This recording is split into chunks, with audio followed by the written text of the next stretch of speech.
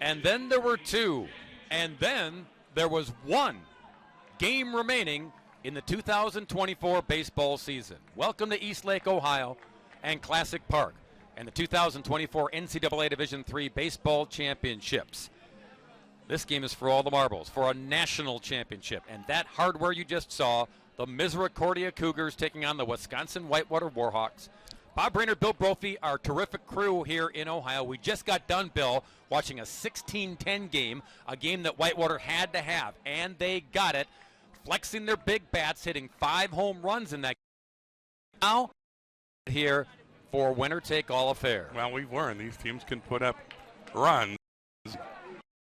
We saw Misericordia take a 12-9 win over Whitewater, forcing Whitewater into the elimination game. They responded. Now we go with, for all the marbles, winner-take-all wins the national championship. There's the lineups in contrasting styles. Whitewater can pound the ball. They had 5 home runs in the earlier game today. Misericordia likes to run and run and run some more. Holland, Skolin, Frank, Kootway, Hopper, Thies, Payton, McVeigh, and Frazier. Same starting 9 on the lineup card for head coach John Bodenlich. On the hill, they will face an All-American pitcher in right-hander Connor Marinac. Well, you've called him the D3 version of Otani. He's a starting shortstop when he's not pitching, and he's a good one. Hits over, or is the leader in RBIs and home runs on the mound. He's not too shabby either. 10-3 on the year with a 221 earned run average, as you can see. In his 15th appearance, his 13th start, 77 in the third innings pitched. He's allowed 73 hits, 19 earned runs. He's walked 17. Struck out 74. Opponents hit 248 against this junior from Reading, Pennsylvania.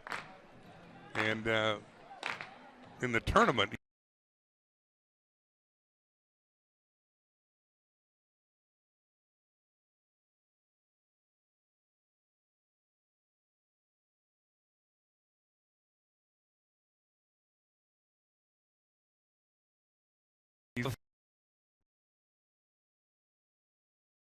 defense, some tweaks. It's Cummins, Reganet, McElhenney in the outfield. Then Van Horn, who's been DHing, is now at third base. Cordner moves from third to short. Bunn at second, Sanfilippo at first, and Bollinger is the catcher. Had to find a way to keep Van Horn in that lineup because Connor will hit for himself in the pitcher's spot. We are set to go with Aaron Holland leading it off for Wisconsin-Whitewater. Missing ball 1. Holland had a big game to start. Got things off and running with a home run. Then went 2 for 6 with 3 RBIs in the earlier game. Slice foul. Marinac is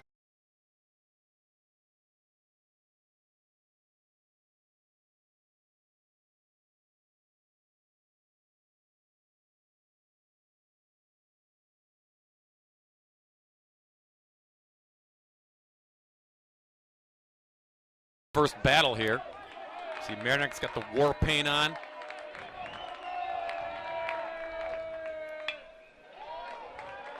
Roger Clemens was a big eye-black guy when he pitched. Wanted to have that intimidating look on the hill. 3-2 again. Chopper, fair ball. Van Horn's first chance, and he handles it. Andrew is a backup infielder. Again, he has been the DH throughout this tournament when he's been in there, but now playing third, one away for Skolin, the left fielder, who had a huge game earlier today. Well, there's no hotter hitter in the tournament than Matt Skolin, the junior left fielder. 4 for 5, scored 2 runs, drove in 6. Hit his 18th home run of the season in that game.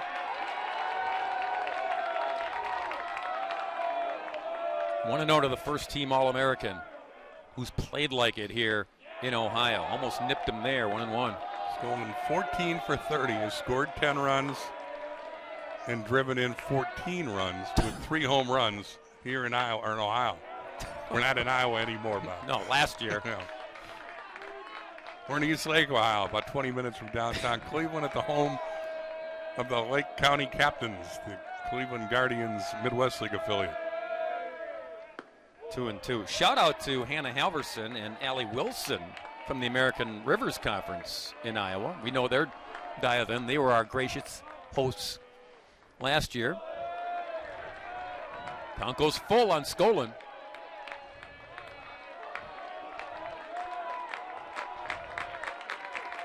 Maranak, 3-2. Strike three called. Nipped the outside corner and rung up the hot-hitting Skolin. 2 away. Again, Maranak averages about a strikeout an inning. He locked up Skolin right there, and he's got to feel good about that. But you get past Skolin, and then you get Frank, who's the leading hitter average-wise on the club at 421. Skolin was at 410. But these guys are a pretty good 1-2 punch at the top of the order. Speaking of punch, Eli Frank. Here are Eli's 2 home runs in the tournament. Big one here the other night. Big celebration, and then earlier today, big golf swing out to the berm in left center. The first home run brought Whitewater from a 5-run deficit against Birmingham Southern, and then they eliminated the Cinderella of the tournament with a walk-off the next inning by Sam Payton. Got him! What a start for Connor Maranak. 3 up, 3 down, 2 Ks. Bottom 1, Cougars swing the sticks when we return.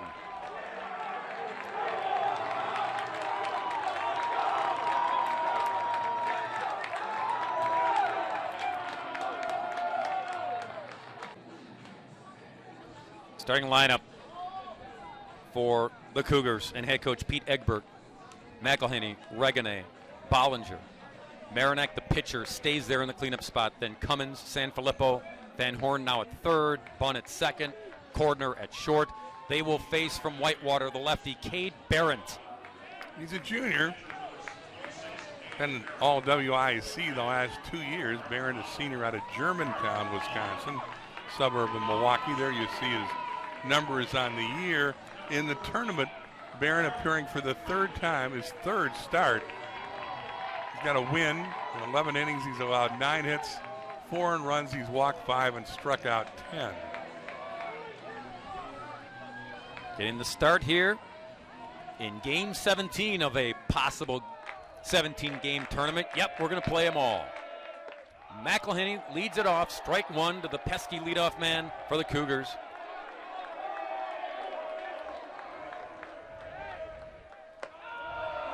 Tad upstairs, 1-1. Barrett started opening night through 7 innings against Randolph-Macon, allowed 6 hits, picked up the win, an 11-3 win. Came back to pitch against Salve Regina. Went 4 innings, allowed 3 hits and 2 runs Monday. Was not involved in the decision, which ended up being a 7-4 Whitewater win. Behind 3-1. McElhinney takes a strike, count is full.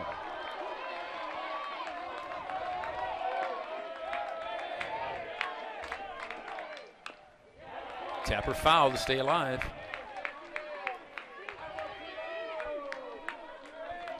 McElhinney's the guy that makes this offense go for Misericordia. He's an exciting player. He also does that. He gets hit. That one stung. Most of the time, McElhinney is able to just absorb it and go down to first and say, yeah, but that one is going to nip a little bit. Let's see where he got hit. Oh, right above the elbow, on the shoulder, between the elbow and shoulder. And we're going to apparently get a review. We will. John Bonelich asked for a review that he purposely got hit. And the umpire...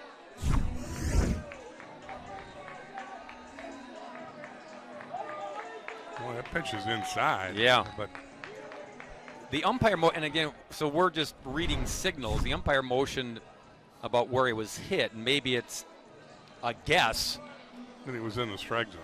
Yeah. Well, certainly McElhinney crowds the plate. When you've been hit 30 times in a season, as he now has, you're going to be up tight on the plate. It's among the national leaders in hit batsmen.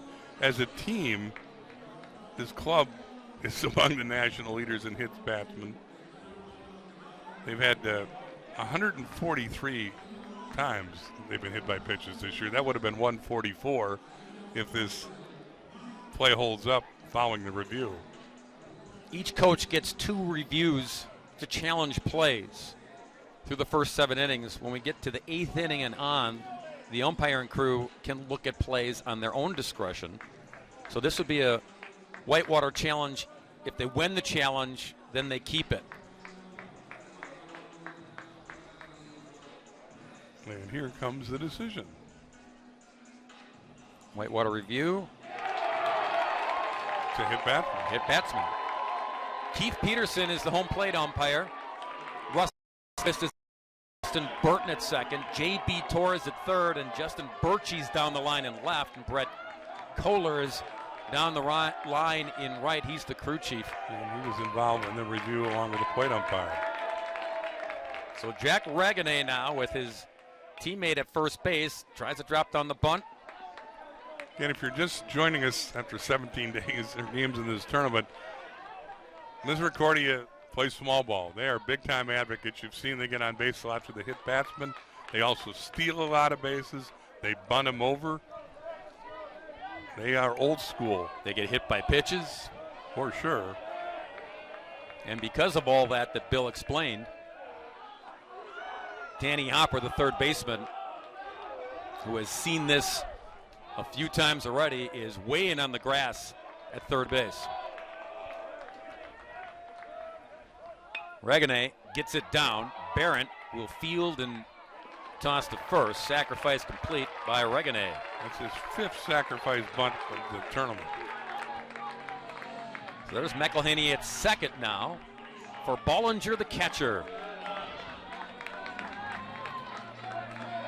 Bollinger is one of the run producers. 51 RBIs in the year. He's one of their extra base threats as well. Outside 1-0. Brock's a 353 hitter. 18 doubles, 3 triples, 4 homers to go with his 51 RBIs.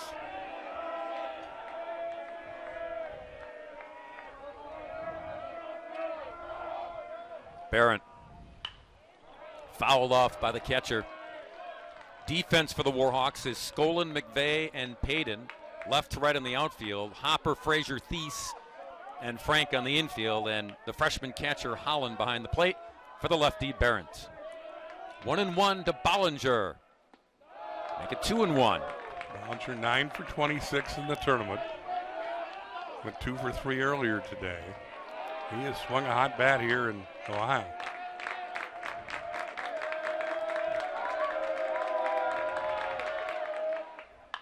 Wraps it, fair ball! Down to the left field corner, McElhaney will score. And Bollinger delivers an RBI double, 1-0 Cougars. First time in this 3-game series that Misericordia jumps out to the lead thanks to Bollinger, who turns and then hooks this one down in the corner. 320 down the line in left. Going to do nothing but chase it down. It's a double for Bollinger. Misericordia has the lead. And now Connor Marinac, the pitcher.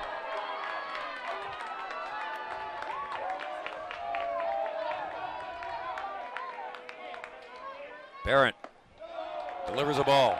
Marinac, a 352 hitter, leads the team in RBIs with 70, home runs with 13. Well, he's an All-American. He can both pitch and hit and play in the field. Way out of the zone, 2-0.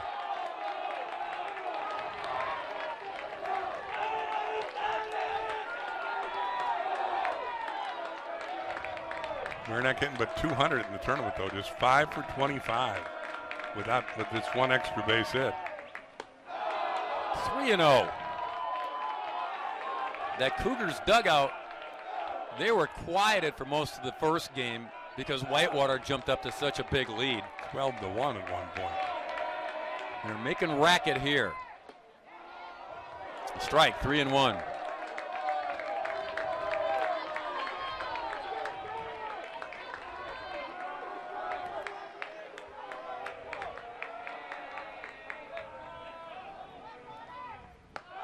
And Barrett walked him. Marinak aboard with a free pass. 2 men on with only 1 out for Cummins, the left fielder.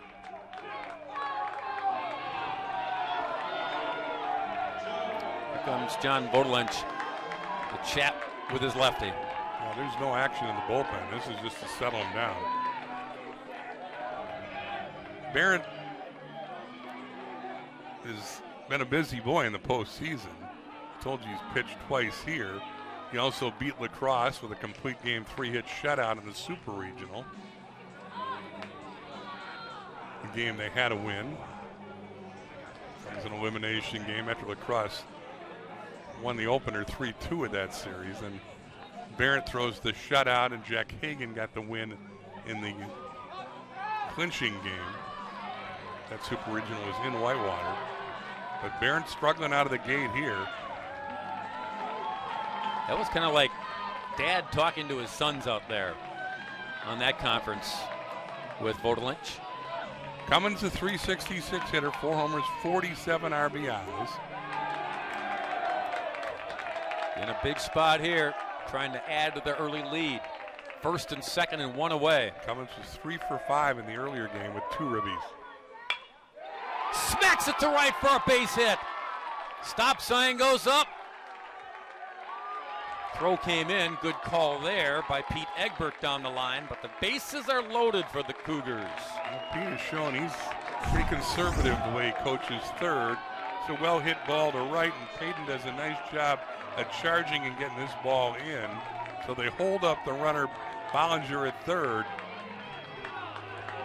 Second hit of the inning for Misericordia. And now Jason Sanfilippo licking his chops here. Big opportunity in the first. Ball 1. Sanfilippo 7 for 21. That's good for 333 in the tournament. Has 3 RBIs. Excuse me, 5 RBIs.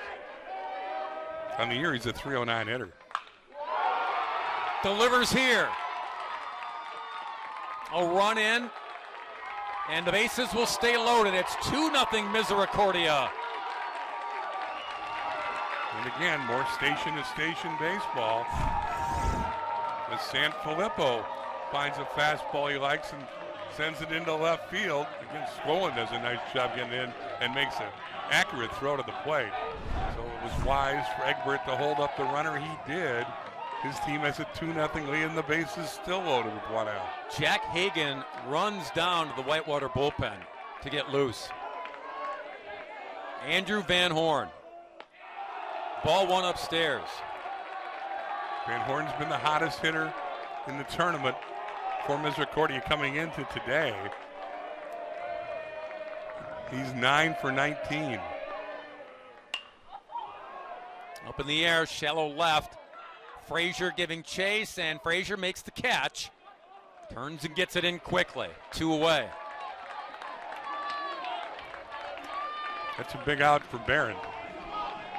But he wins the lefty-on-lefty matchup. And now it'll take a 2-out hit by Munn to make this a big inning. The wind will be a factor in this game. It is blowing very, very hard out to right. Left to right, like we haven't seen over the first 5 days of this tournament. But yeah, it is howling today. This morning's game, it was humid and barely any wind. But it's howling right now. Bunn swings away, big cuts. It impacted a couple of the 5 home runs in the first game.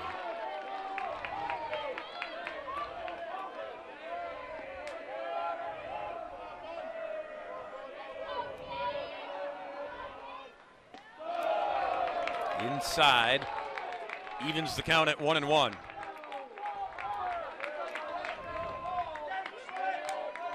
Bunn 5 for 18 in the tournament. Has driven in a run. Pokes it to right. Payton giving chase near the bullpen, and it drops in fair. This will clear the bases.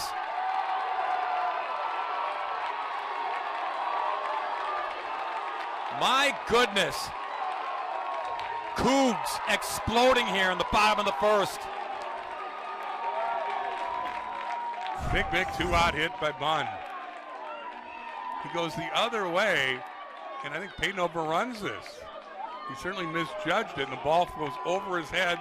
The wind might have been a factor there, but the bottom line is it's a bases-clearing 3-run triple, and Misericordia has a 5-run first, and they're not done yet.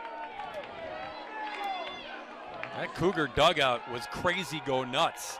Home plate umpire Keith Peterson had to say, okay, settle down, boys. But they're riding the mojo train right now with a 5-burger. Catcher Holland out at the behest of the dugout to give Hagan more time to get loose in the bullpen. And Hagan's normally a starter. He was up and throwing. Pitched the last inning. Last game, yeah, and then came in and threw an inning and gave up 3 hits and 2 runs.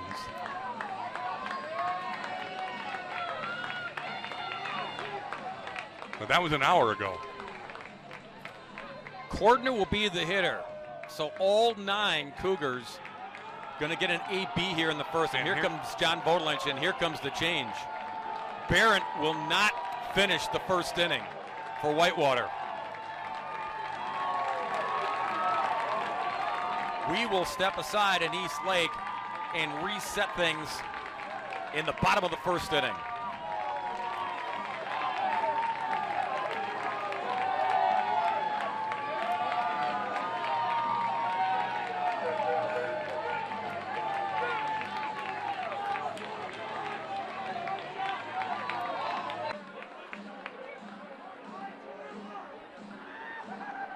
A familiar face for Wisconsin-Whitewater. Unfortunately for Warhawk faithful, we just saw Jack Hagan pitch the last inning of the first game today.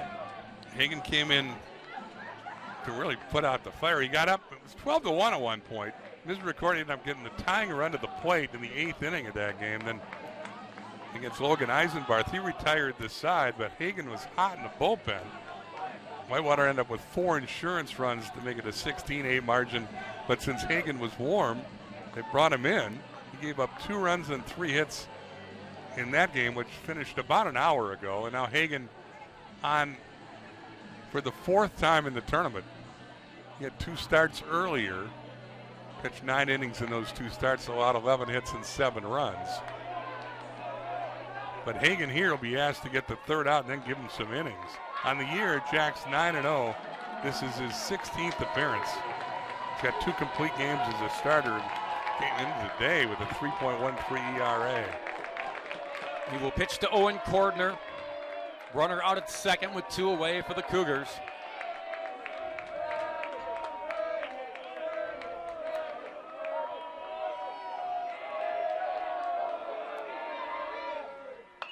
Goes after the first pitch and delivers. Cordner. RBI double. And all 9 Cougars have done damage here in the bottom of the first. They lead at 6-love. This recorded 17 singles in the first game. They've got, and 1 double. They've got 3 doubles here in the first inning. And it's 6-0. And here's McElhenney, who started all of it by getting hit on the arm, if you can remember back that far.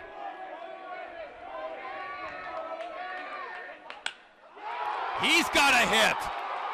Cordner gonna score. McElhenney on his way to second with an RBI double. It's a first inning touchdown for Misericordia. And McElhenney kicks the extra point by hitting the gap.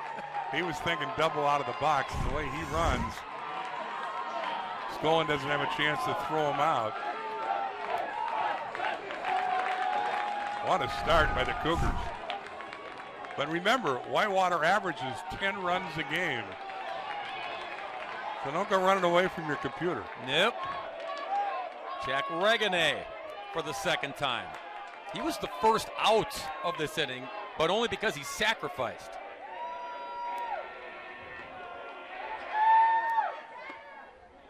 Takes a strike on the inside.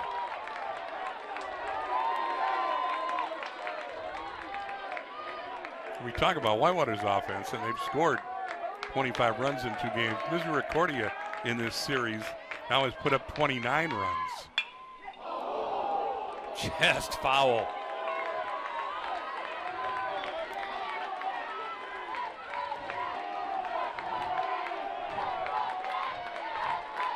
Crowd let out a big gasp from the Misericordia side.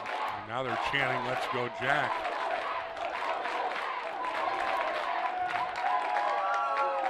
Hagen 0-2 to Regane, who stays alive. And that got a piece of Jack. Dogs are barking.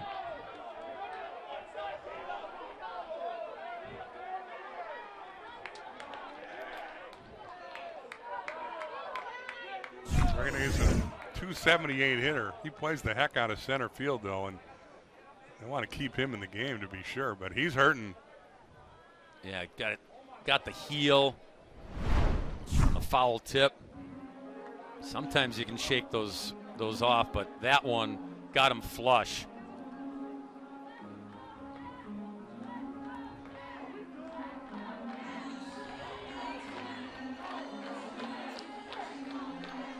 It's an instep, isn't that?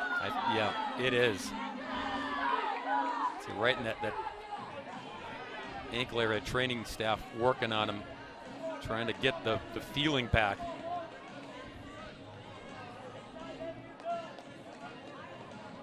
And he's such a valuable member defensively. Here it is again.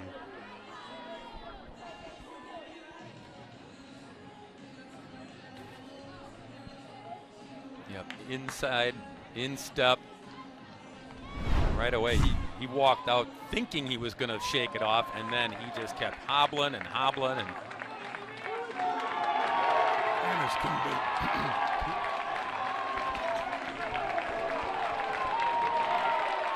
I think he's convinced the training staff he's okay with that sprint down the line. Needed that, get the blood flowing again. Yeah. Pete Egbert's going to buy him some more time here, giving him a pep talk. For all the times these guys get hit by a pitch, none of them wear body armor. None of them, he doesn't have the protection for his instep, his shin guards that you see so often. The guys that do it on a regular basis, that know they do it on a regular basis, they'll bring that clunky plastic up. Back in there, 0-2.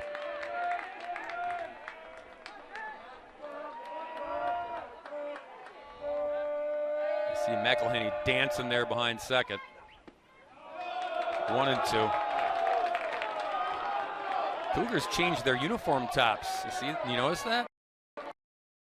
From game 2, from game 1 earlier today? That first game. Yeah. They fell behind 12-1. Burned the first ones. There goes McElhenney. Throw down is, the ball got away from Hopper. Clean throw and catch might have got him. The early deficit rounded the Misericordia running game in game 1. They only stole, or they did not steal a base. McElhenney now 35 of 39 with steals this year. That's her 159th stolen base. Oh my goodness. A lot of pain in that at-bat for number 1.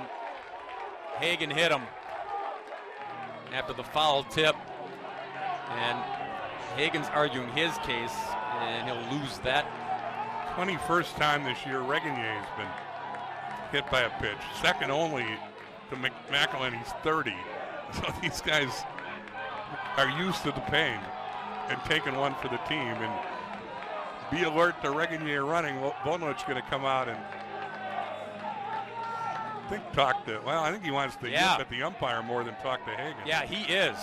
He's giving him a piece of his mind.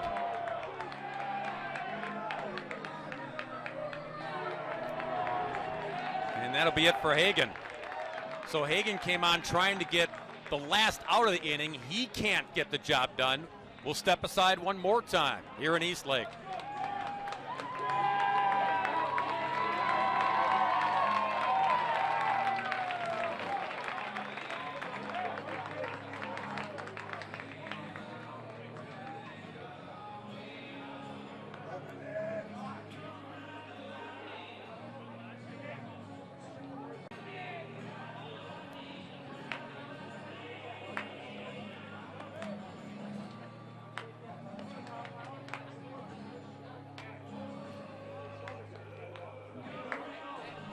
This is Max Hughesbow. This is the third pitcher used by Wisconsin-Whitewater in the first inning.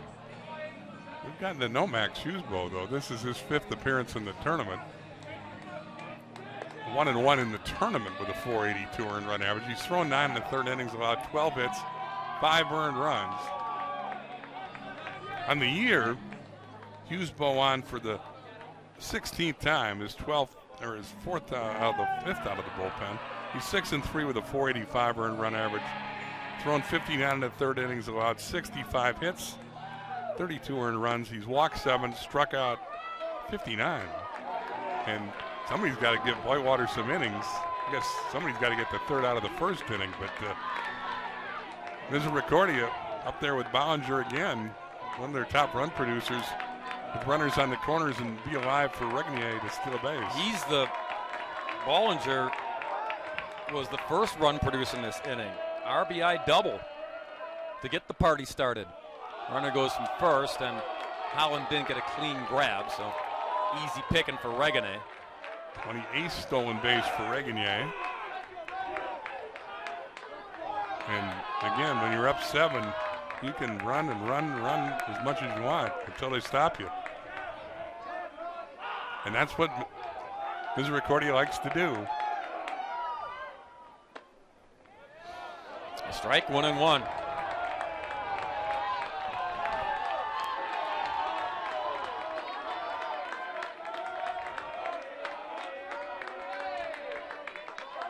Barron started the inning. Only got 2 outs. Hagan came in trying to get the last out, couldn't. Hughesbow is 1-2. And trying to leave second and third stranded for Misericordia.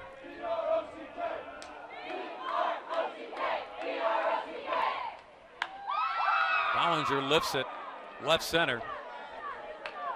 Caught by McVeigh. Misericordia.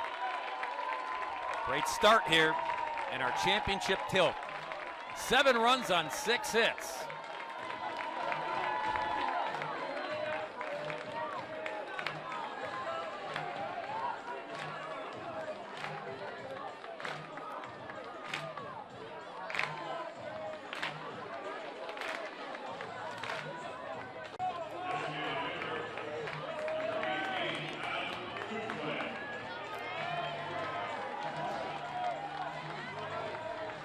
Whitewater head coach John Vodelinch. 2 titles for Whitewater in baseball. Gonna have to mount a comeback here to get number 3. And there's a start, perhaps. Adam Kootway with a base hit to left. As Bill said, this team can hit, and they've done it all season long. So even down 7-0, all hope is not lost for the Warhawks. Here's Danny Hopper, the third baseman.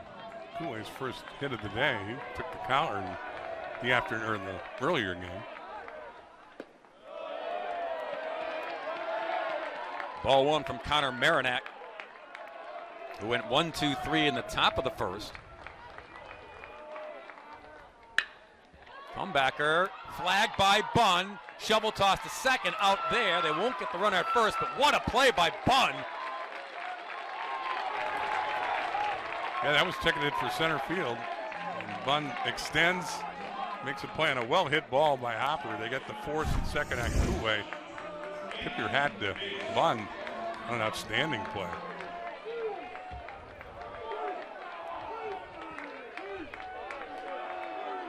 So Kootway erased on the fine play. Hopper's at first with 1 away for Andy Thies, the second baseman, who hit 2 home runs in the game earlier. Went 4 for 4 in that game, scored 4 times. Fouled back and out of play.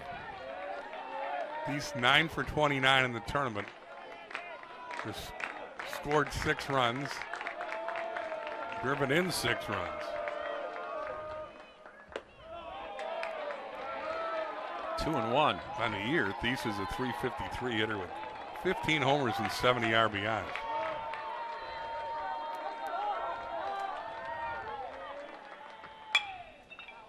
Launches this one, but it'll reach the seats.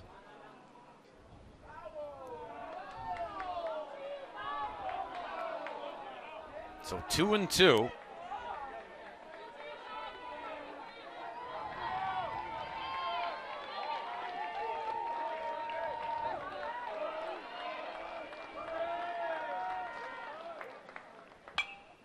And again, foul.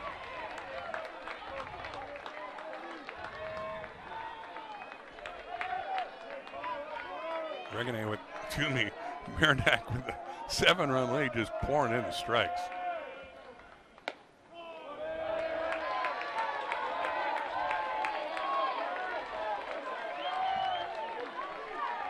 Full count here.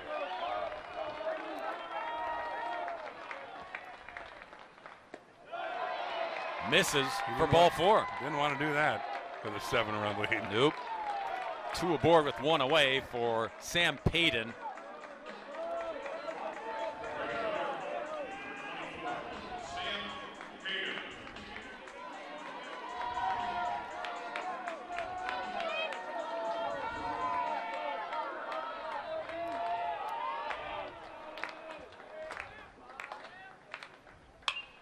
Goes after the first pitch. Out at second. And at first, a double play. Merrimack turns to his infielders and says, "Thank you, boys." Middle of 2. 7-0 Cougars.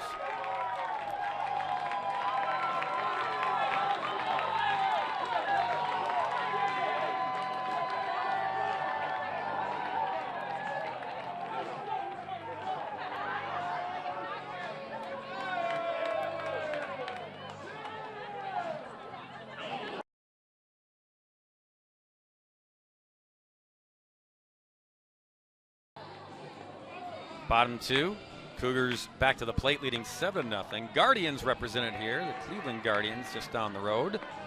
This is the Midwest League Class A affiliate of the Cleveland Guardians, Lake County Captains. Captain's one of our hosts, along with the North Coast Athletic Conference and the Greater Cleveland Sports Commission. They've been the co-hosts for this event, which again is due back here for the next 2 years. Connor Merrimack takes strike 1 to begin the second inning. 12 Cougars came to the plate in that first frame. Merrimack had a walk. And this time, foul ball. Almost had himself a screamer into the corner.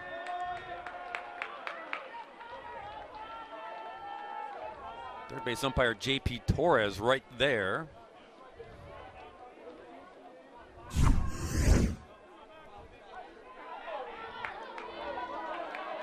Hugging the line and then just veered off foul on the other side of the bag. Hughesbow, the 0-2. Cummins will be next.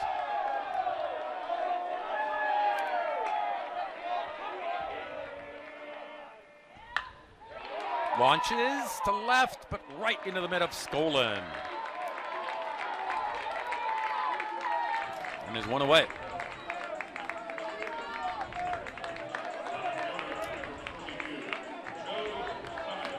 Joe Cummins. Misericordia scored all those runs.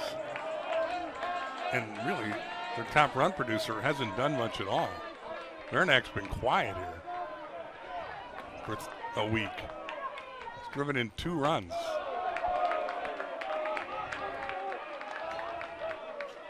Cummins takes a ball.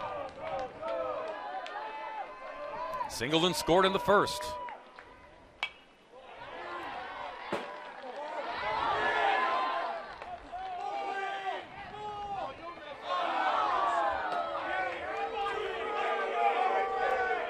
Hughesbow set to deliver the 1-1 pitch. Another foul ball. Hughesbow out of Ripon, Wisconsin.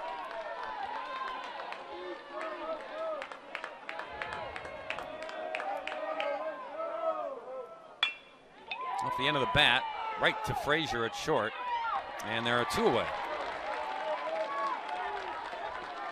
So Hughesville trying to have a much quieter second inning here after that 7-run first. Here's Sanfilippo, who delivered an RBI single.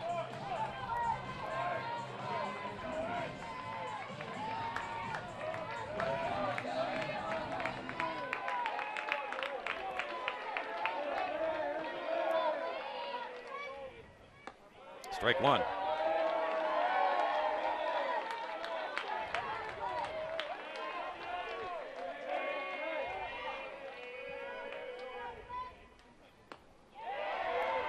Make it 2.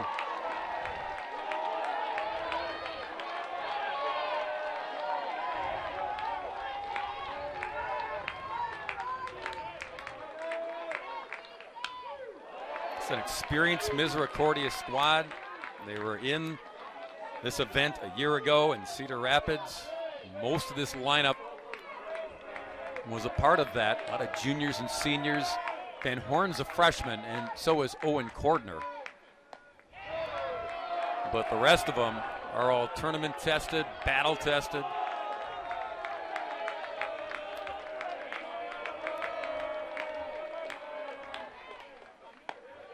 Scoots out of the way, 2-2.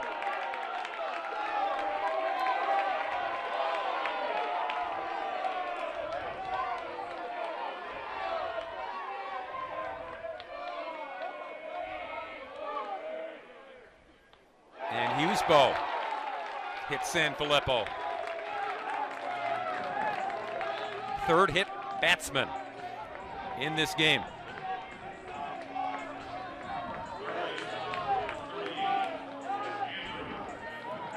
.143 hit batsman. And counting.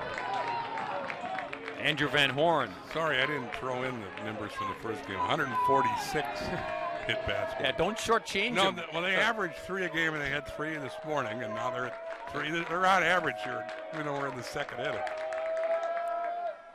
Badge of honor with these Cougars. Strike 1 to Van Horn. Badge of honor that I don't care if you like getting hit, it still leaves a mark.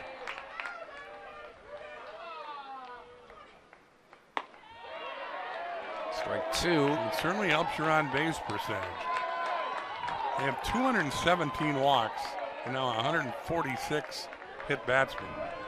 That's a lot of free passes. Oh, man.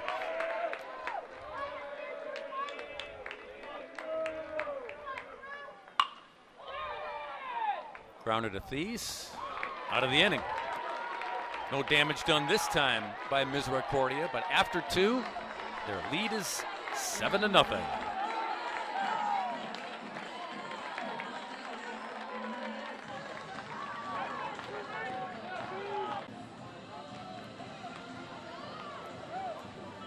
Top of 3, another opportunity for Whitewater to chip away at this 7-0 deficit. They'll begin with McVeigh, the number 8 hitter, then Frazier, and top of the order Holland.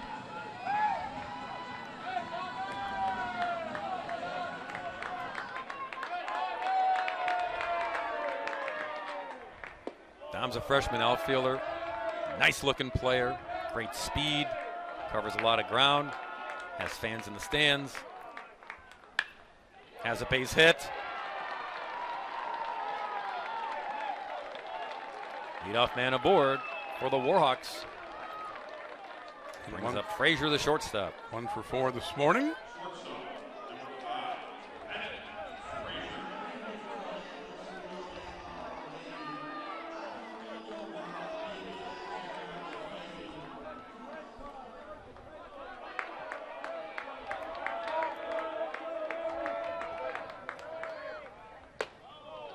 Inside on the first pitch from Marinak.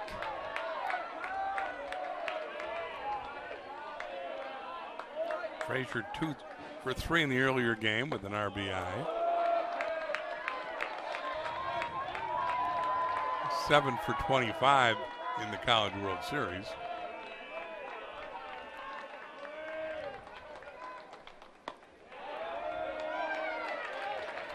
Two and 1 now to Frazier.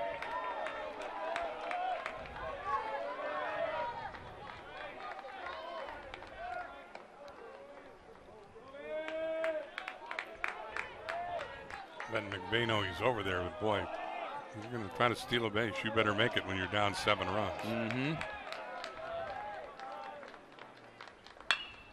Bouncing ball to short, handled by Cordner out at second, and won't get the double play this time as it pulled Sanfilippo off the bag. So there's one away. Back to the top of the order, and the catcher Holland.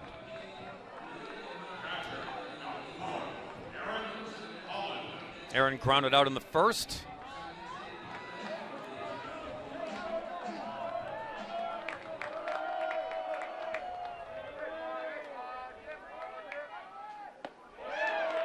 In our first game between these two, great start for Whitewater and a kind of a omen of things to come. On the ground, handled by Van Horn, and he throws his glove and the ball to second base. Are you kidding?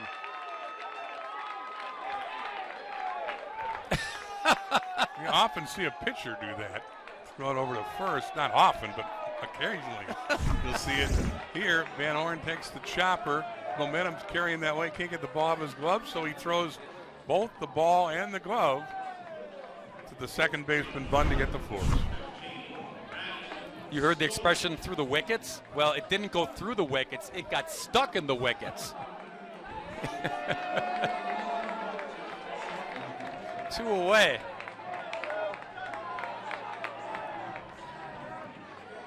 And Skolin will be the hitter.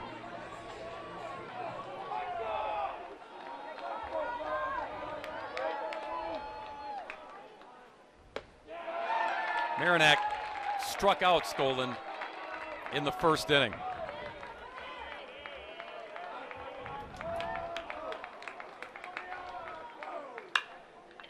To left, Cummins makes the catch.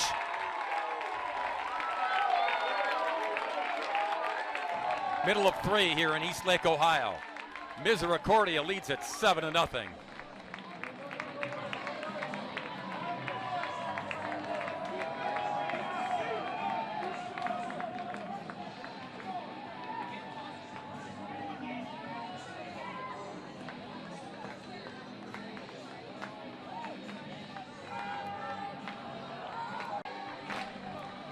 Happiness on the Misericordia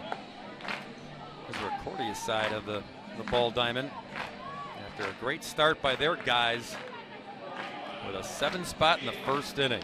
It's an 11 guys to plate, bang out 6 hits, and stunned the Warhawks with 7 runs. 12 guys went to the plate.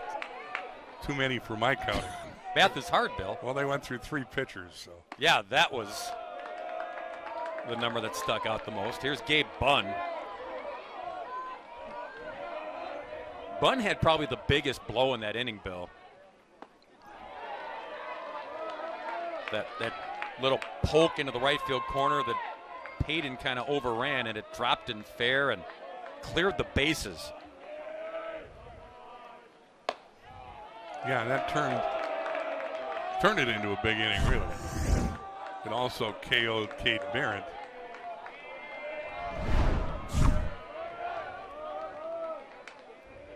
(2-1) and Bunn with another base hit.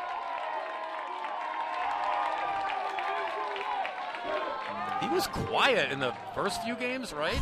Yeah. Offensively, and that's starting to come alive here the last couple of games. In this series, he's come alive. Yeah, he had 3 hits in game 1, had a hit this morning, and got 2 hits this afternoon. That big double in the first, now a single, leadoff single here in the third for Cordner. He's 6 for 8 against Whitewater pitching. Holland had no chance because he lost it in the sun. Had to flip all the gear off, and then with the gear off, he's shielding his eyes trying to pick up the baseball. It is directly overhead. The sun is directly overhead home plate at the moment. So Cordner gets another chance. And I think he's going to, once again, bunt. Hopper does too. He's in on the grass.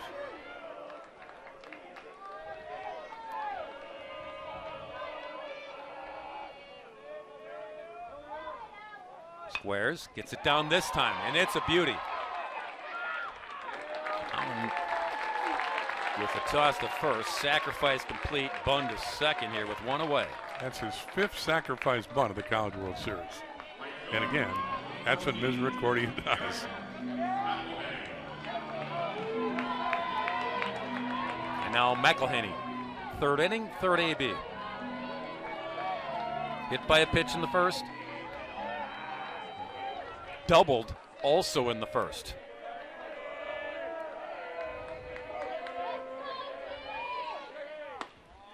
Strike one to Garrett. And let's give a lot of credit to Pete Egbert, their coach. He coaches this style. It's old school small ball. You don't see it practice in the big leagues anymore. But he has got this down. If you're going to play for him, you're going to learn how to bunt. You're going to learn how to steal bases. You're going to learn how to throw to the right base. I mean, it just doesn't happen. He's schooled in that. There's Pete in his 22nd year overall, his 17th in Misericordia. He's won over 600, now 639 games in his career.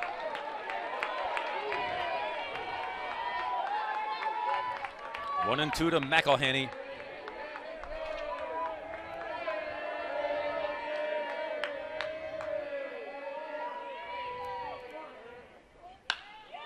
Pokes it to short, and Frazier can't come up with it. It'll be an E6, making it 8-0. I think Bunn cut in front of him and distracted himself. When the ball got to the shortstop, he lost track of the ball. But it's nonetheless an error, no RBI, but Misericordia will take the 8th run of the game and pad their lead. And now Jack Regane with one out. He might be bunting here. Or they might put the hit and run on, or McElhenney might steal a base. That's what the Cougars do. Yeah, pick your poison, right? He takes a strike.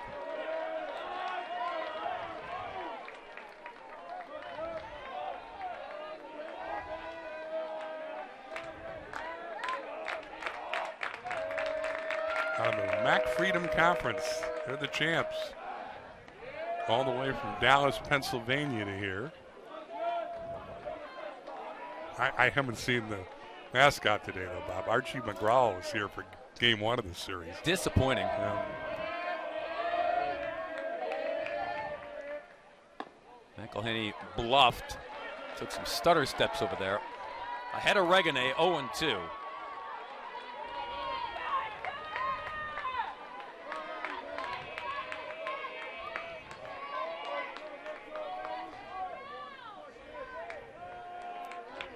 Hughesbo covering the plate. Jack fouls it off.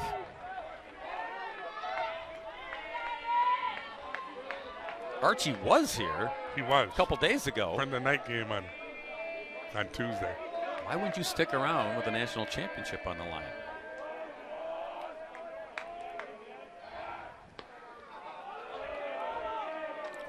Maybe that scheduling snafu yesterday messed him up. Although everybody knew we were playing today. Yeah. No more. I mean, this is it, Archie. Holland quick to go get the loose change there with McElhenney down at first. Count is 1-2 on Regane. I think Holland expected McElhenney to be running on the 0-2 pitch. He might be here at 1-2.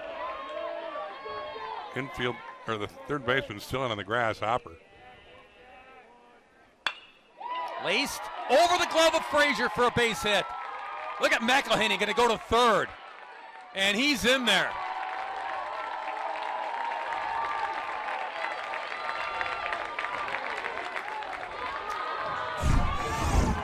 He just scoots, doesn't he? Obviously, he can run with great speed, but he's a good base runner. Watch him cut the bag. And he, again, with his speed, he gets in with a head first slide. Runners on the corners, you got to be alive for. Regan at first to take a base. He stole second in that big first inning in the same situation. Here's Brock Bollinger, the catcher. Regan bluffed. And it's ball one to Bollinger. No activity in the Whitewater bullpen.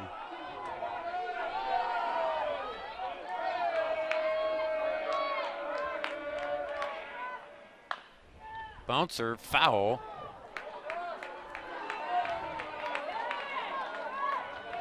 Evens the count at 1-1. Bollinger doubled an RBI double in the first inning and also made the last out of the first inning. He was the 12th man to bat. Opportunity here to tack on more. There goes the runner, Regane. Throw down. Gonna delay.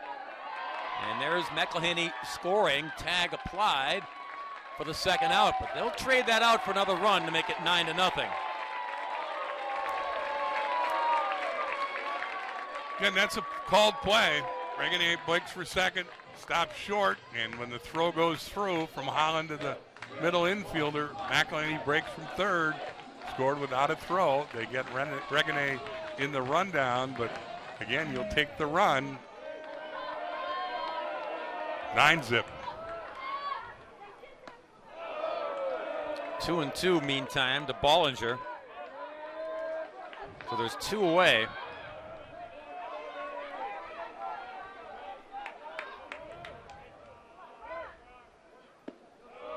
And running the count full.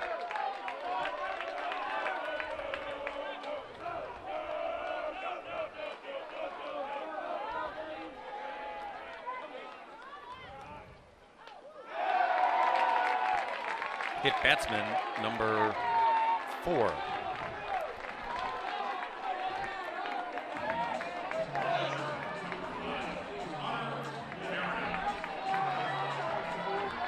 With 2 outs. And Marinac will be the hitter.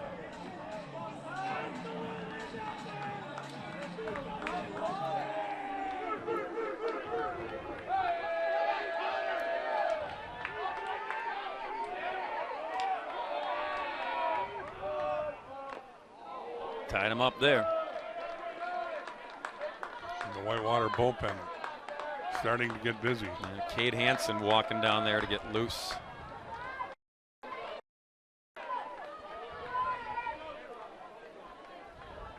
That is a tired Whitewater pitching staff.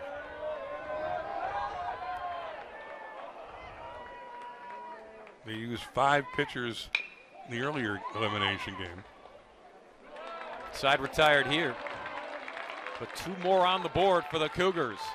After 3, their lead is 9-0.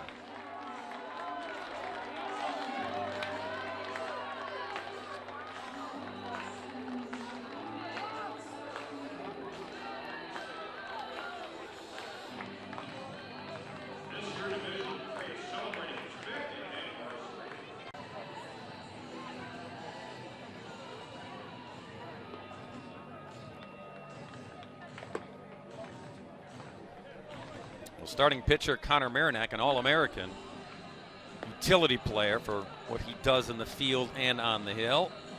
Got some real nice pad here to work with. 9-0 lead as we head to the 4th inning. Misericordia trying to win its first national championship in baseball in their 3rd trip to this tournament. He'll face Eli Frank and then Kootway, the designated hitter, and Hopper, the 3rd baseman.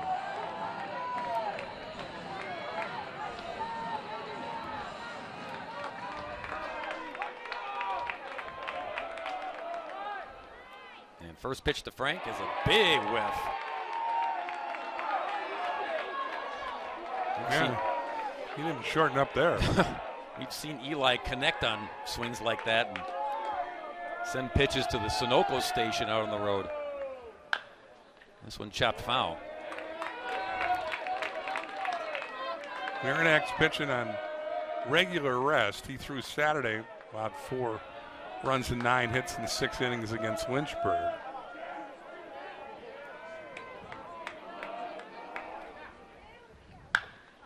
Wrapped on the ground for a base hit for Frank.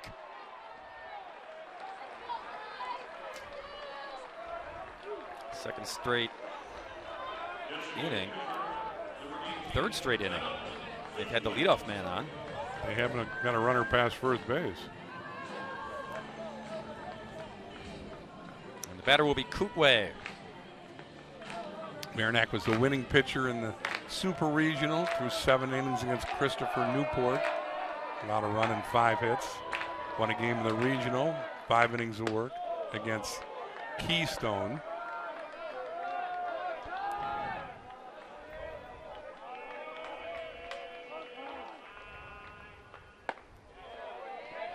Strike, 1-1.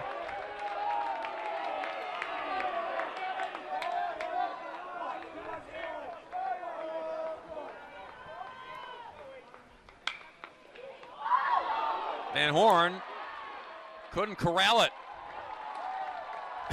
That time you can't blame the glove. He just couldn't squeeze it enough to bring it in. Otherwise, he had a chance for a possible double play. That'll likely be an error. They'll bring up Danny Hopper with 2 aboard and nobody out.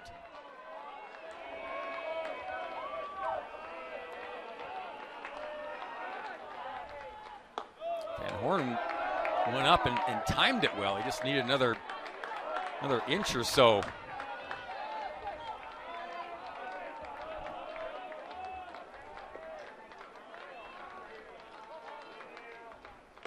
Big cut by Hopper.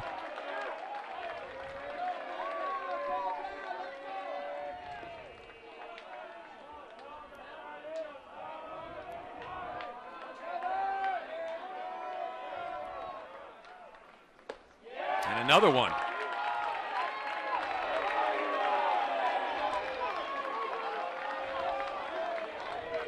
Marinac 1-2 against Hopper.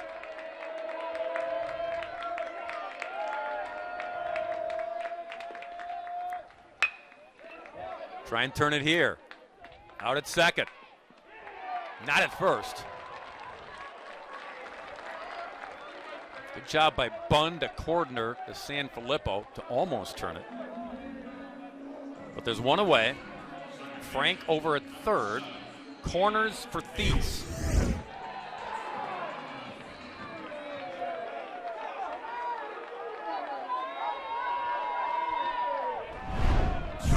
Tough to turn that with the runner Kootway barreling in there. Thies walked in the second. Nothing came of it. Chance to get on the board here for Whitewater. And Marinac ahead 0-2. Here's a home run that was a no-doubter in the first game played today. Actually had 2 home runs in that game. That second one, it cleared the signage, so he goes over the fence, over the berm, and over the sign in right center. Quite the blast. Maybe another one? It bounces off the wall, almost. Run will score. Whitewater on the board on a double. Reganay and McElhenney were converging, and the ball didn't get out, but it came close. And then Karen passed McElhenney. Hopper at first didn't read this very well, and he's held at third. So Thies gets the RBI double. Whitewater on the board, it's 9-1.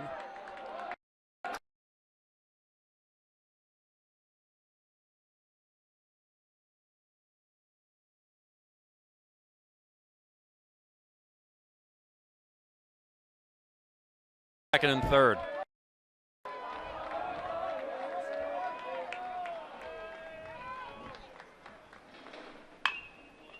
Up the middle.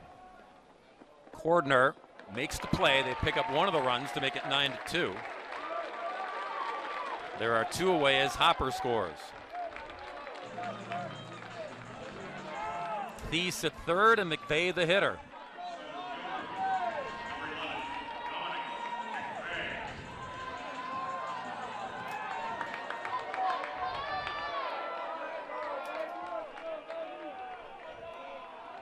Dom singled in the 3rd inning in his first AB against Merrimack.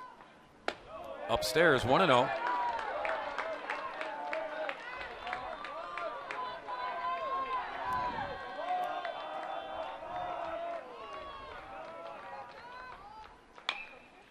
Chopper foul.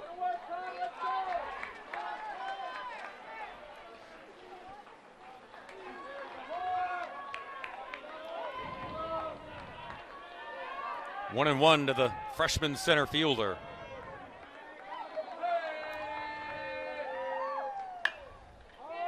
Right side, near the Whitewater bullpen area.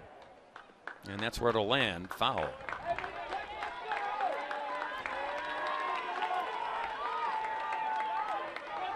So count goes to 1-2. Merrimack trying to make this just a 2-run frame. Surrendered to Whitewater.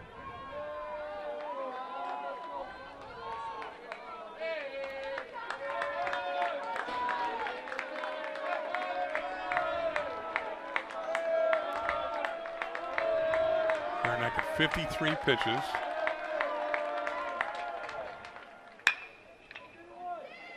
Cordner again. Side retired. Couple of runs for the Warhawks here in the top half of the 4th inning. The Misericordia lead is back to 7.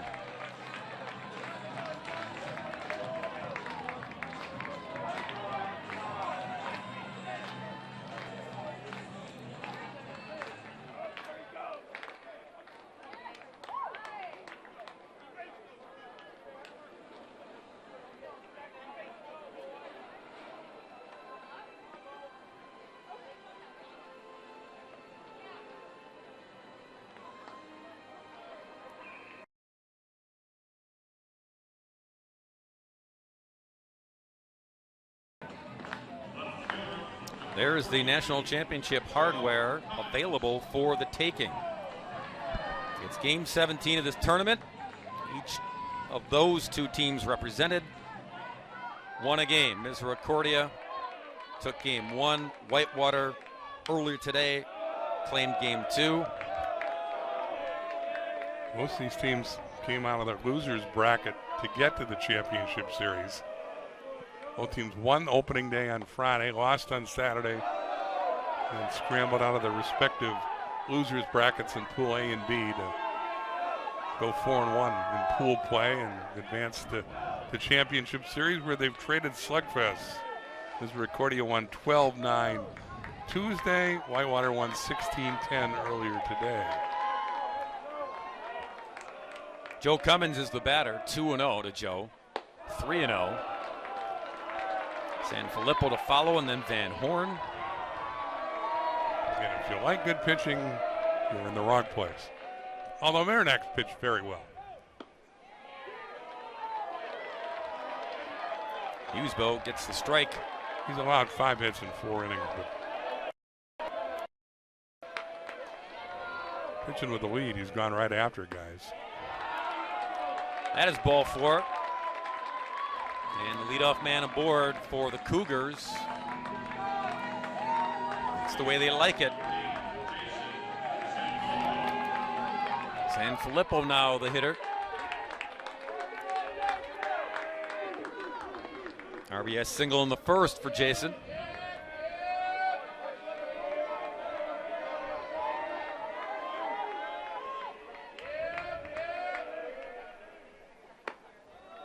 In tight, 1-0. 9 runs, 8 hits, no errors for Misericordia. 2 runs, 5 hits, 1 error for Whitewater.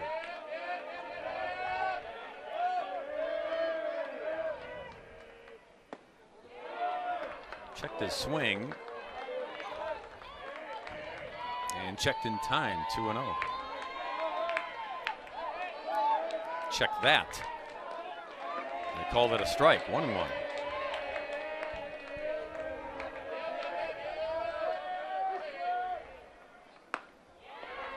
And another one, 1-2.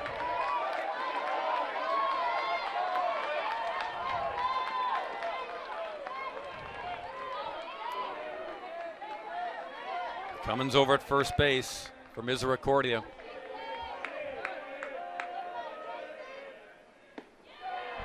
Outside, 2-2.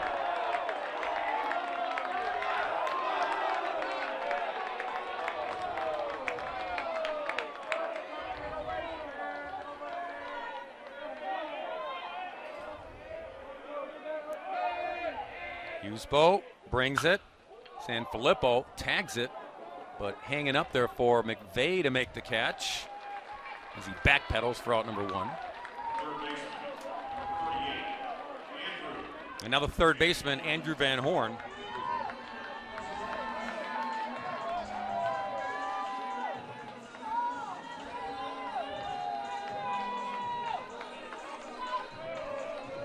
Andrew made in that 7-run first, Andrew made the second out. Number 7 hitter. Second out of the inning. But then Misericordia sent 5 more to the plate after him. Chased another pitcher out of the ball game. Scored 2 more runs.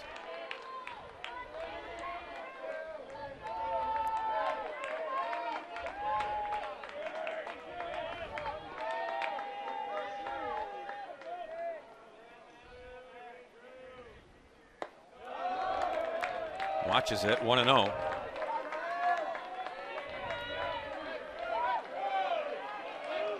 Husbo's still in the game. He was the third pitcher used in the first inning. Got the last out. Runner goes, Cummins. Throw down to try to get him, and they do.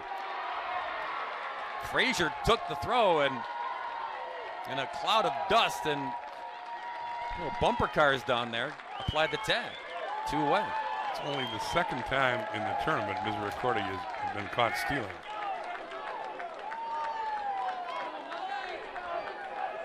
So base is empty for Van Horn, 1-2. They are now 20 of 22 in steal attempts in this tournament.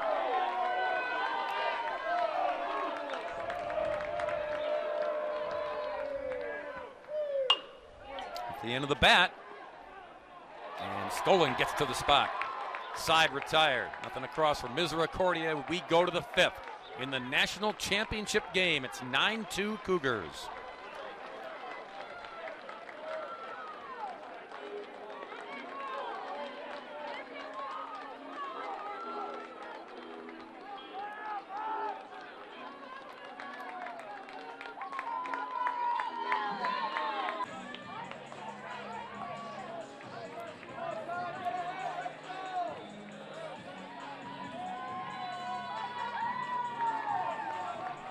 Top of 5 for Whitewater. They got 2 runs on the board in the 4th inning.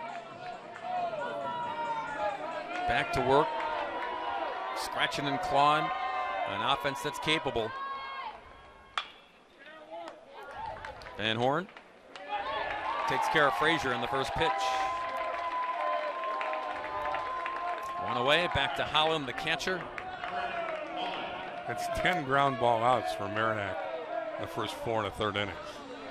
His sinker obviously is befuddling Whitewater.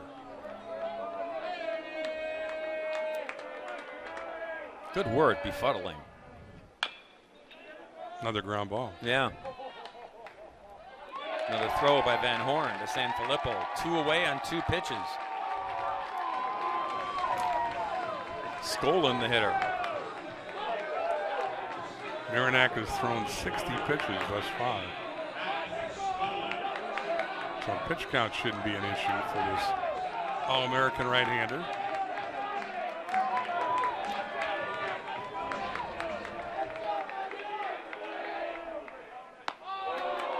Strike.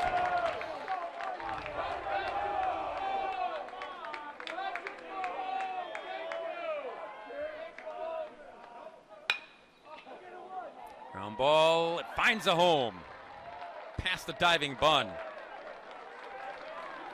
A stolen first hit for him in this ball game.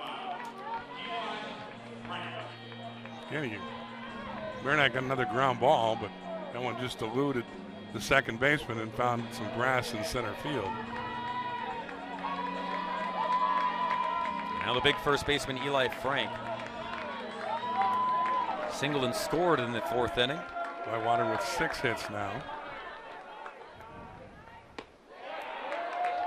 Eli takes strike one.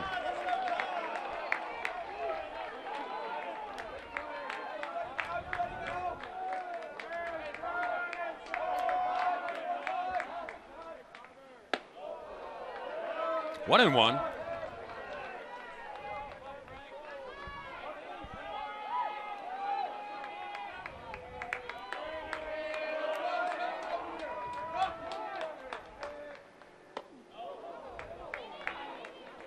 Eli spun out of there for a moment. I think he thought he was hit, or he was going to say he was hit. Maybe even if he was hit, Eli says, no, I'm going to swing. It's foul ball.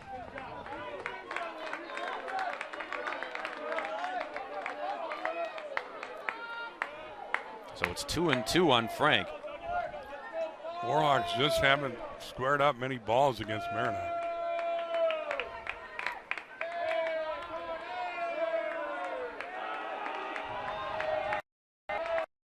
So back to the batter's box.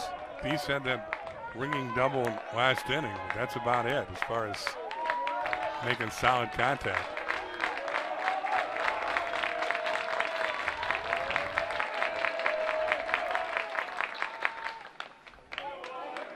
Big swing again, but foul again.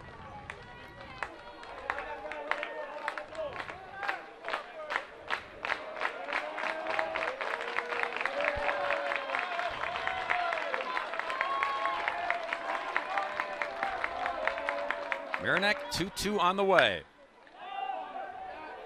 Center field, Regane shielding his eyes and making the catch. Frank hit it to the heavens. Regane hauled it in. Nothing across for Whitewater in their half of inning number 5.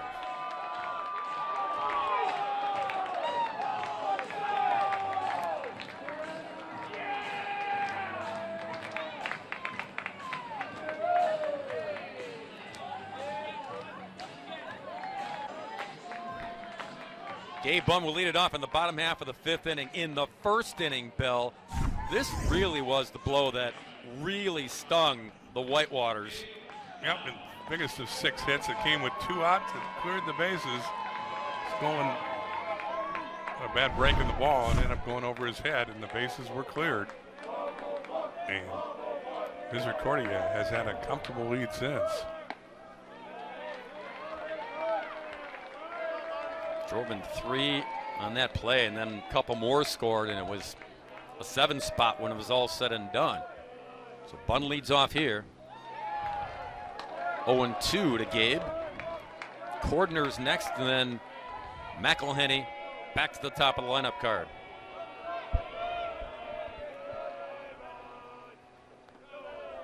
Bounced up there by Hughesbow.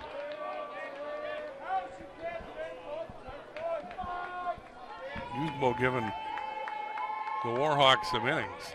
He's thrown 59 pitches before facing Bunn. He's thrown 3 1/3 innings, allowed 2 hits and 2 runs. Trying to do his part, hoping the bats, the Warhawk bats, can come alive and have a big inning.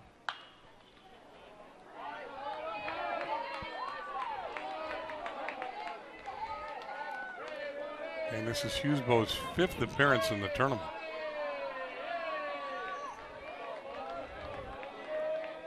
Whitewater bullpen is busy. And you got to wonder how much gas he has left in the tank. And that's a lot of games, a lot of innings that Hughesbow has pitched here at the World Series.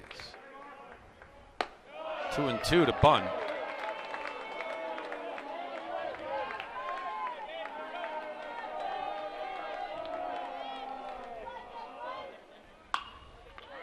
Up the middle, he's 3 for 3.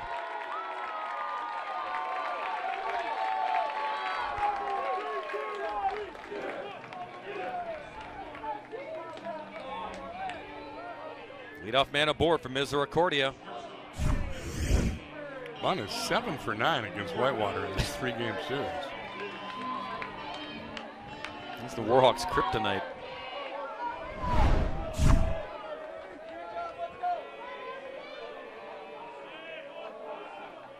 Owen Cordner playing shortstop in this game with Marinac on the bump. You know he's going to bunt. And he is. Hughesbo will field it. Bunn to second. And you get McElhenney at the plate with one away. Again, Cordner just excels with that small ball. Again, that's 6 sacrifice hits he's had in 7 World Series games. And then in that first inning, Bill, when they needed him to swing away, doubled in a run. Yeah. Inspector Gadget. McElhenney trying to bunt his way on. He's been on all 3 times and scored 2 runs.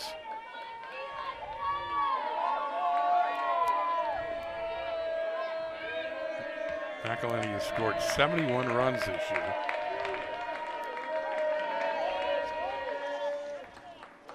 In 55. Oh, balk. Hughesbo. Home plate umpire, second base umpire, both got him. So Bunn to third now with one away.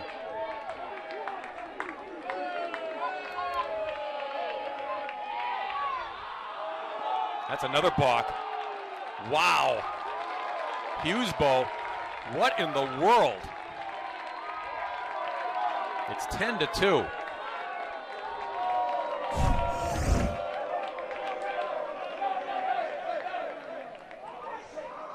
I mean, Max just stopped. There was no signal by anybody to call time. He just stopped in mid-delivery.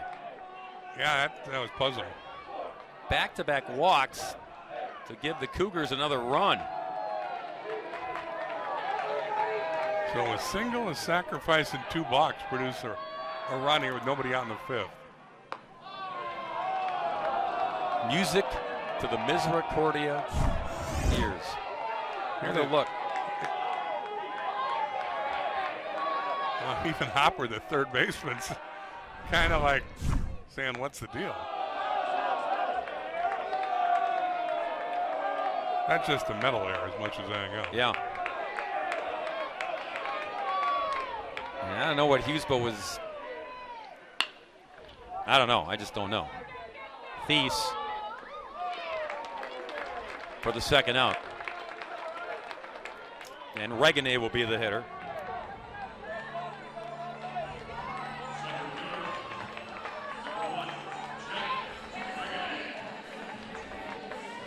Jack Abel took him a while, but he shook off that foul tip. Got to stay in the game, man center field.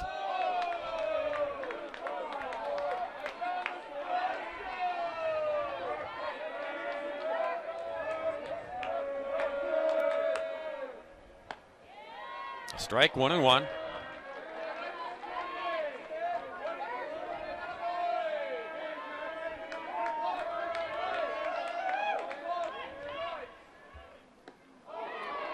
Big wave there.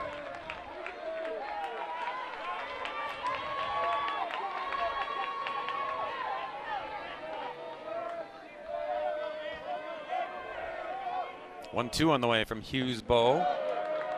Just missed 2-2.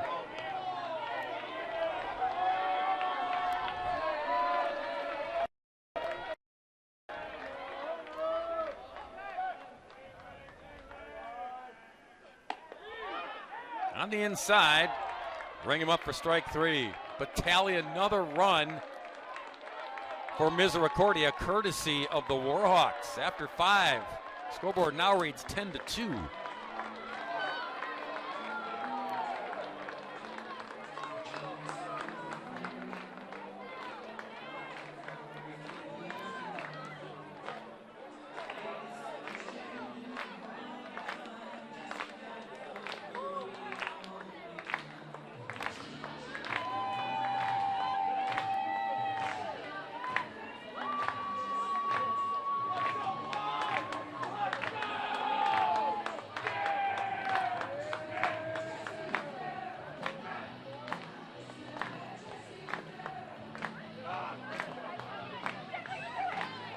Captains, my captains. Top of 6, Kootway jumping on the first pitch, coming on. Regane makes the catch!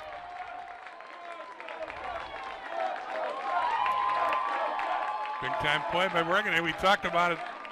He fouled the pitch off his foot. We're worried about him staying in the game.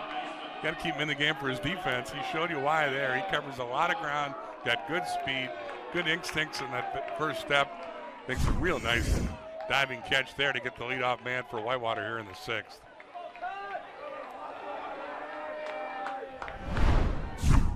Sprawled out, ball and glove.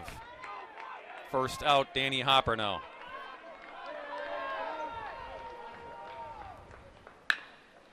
Line, Cordner. Slick play, 2 down.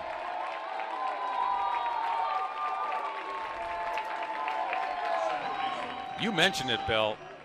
Marinac just has these Whitewater bats in check. A lot of ground ball outs. 12 now. 12 out of 17 outs have been on the ground. There's Thies. Double in a run his last AB in the 4th.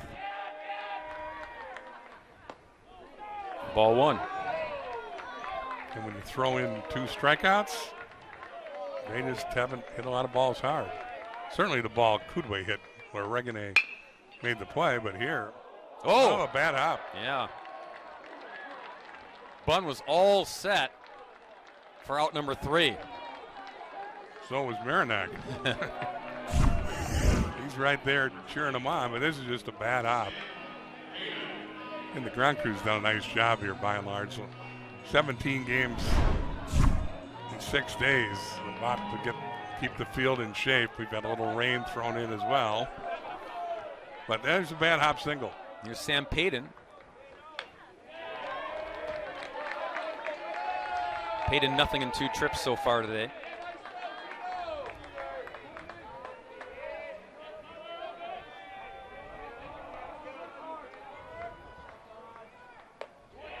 And a strike. Marinac ahead 0-2.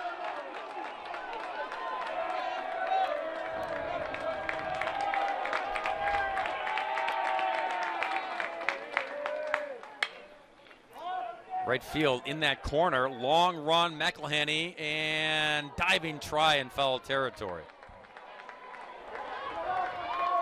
He used that speed to cover a lot of ground to even give himself a chance.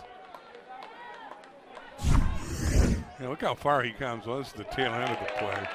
But he had come a long, good effort by the right fielder, Mac.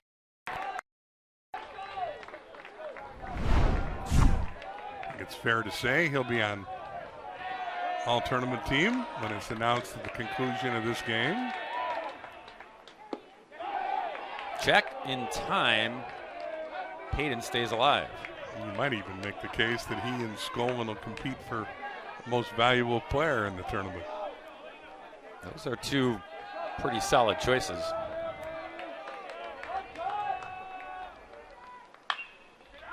To third, Van Horn. And nice scoop by San Filippo. Side retired. Middle of 6 here at East Lake, Ohio.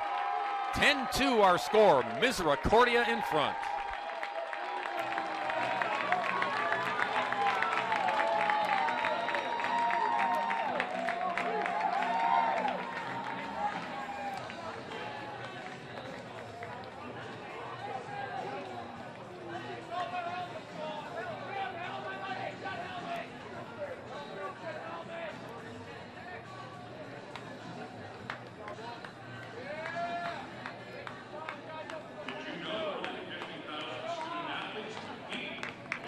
been a pleasure to be a part of this Division III Baseball Championship Series.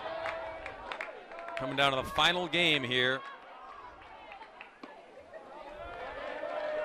We had Lynchburg in the field when it started, the defending national champs who won it in Cedar Rapids a year ago.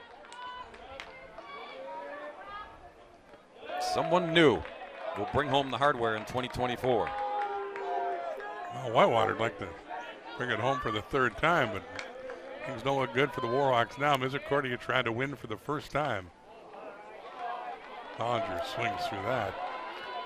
Whitewater this is their 8th appearance in the Division III Baseball Championships, and as Bill mentioned, twice they've won the whole kit and caboodle.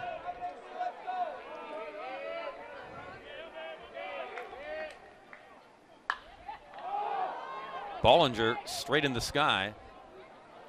It's Thies shielding his eyes and making the catch. Misericordia here for the third time. Went 1 and 2 here last year, but I think and you alluded to it earlier, they gained a lot of valuable experience. So to come back here with that experience, the way they play the game, I mean, we were in a different site, but they still knew the drill. Had to find new restaurants, but they. Well, we knew the drill, and we found new restaurants. We did, and I think Pete Edgar had people that did the same.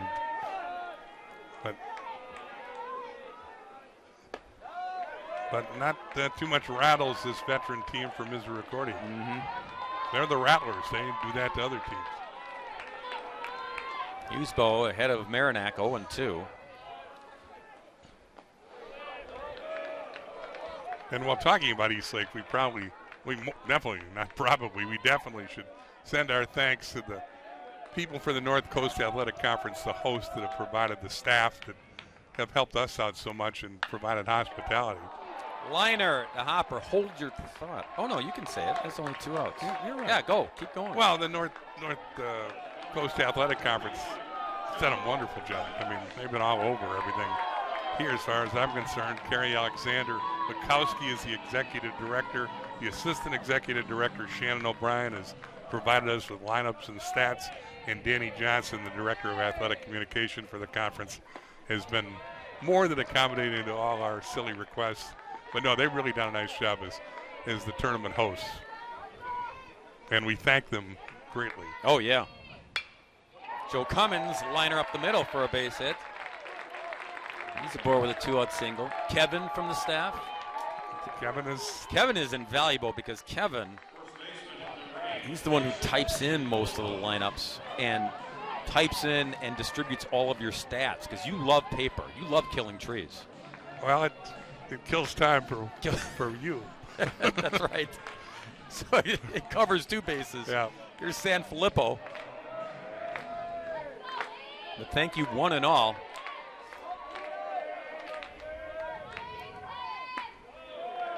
Ball 1 to Jason. And we'll be back next year. I don't know if we'll be back. We hope we'll be back. Yeah. But NCAA tournament will be here again for the next 2 years. Always great to go and check out different venues.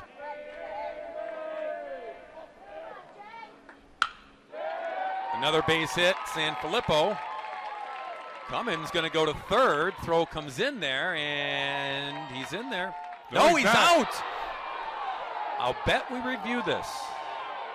Yeah, we will. Good call, Bob. Pete Egbert had a ringside seat to check this out at third and immediately said, go look at it, fellas. Well, here comes the play. It's like Sanfilippo on the dive. He slows down in the slide. I guess it's a nice slide. Came off the bag, though. Yeah. Then Coppers kept the tag on him, and when he came off, third base umpire said, you're out. I think that's the issue. At first blush, yeah, he was in there by a bunch, and then you saw right there the fingertips may have come off the base. But, you know, you raised it. It's like Coach Egbert was as close as third base umpire J.B. Torres. He should have known whether he came off the bag or not. But we're in the 6th inning, and after the 7th, coaches don't have any challenges anyway. Can't take them with you, right? Might as well take one of your 2 right here. Here it is. So watch the right hand of Cummins. in there. But Yeah. Hopper pushes him off with the glove. So, if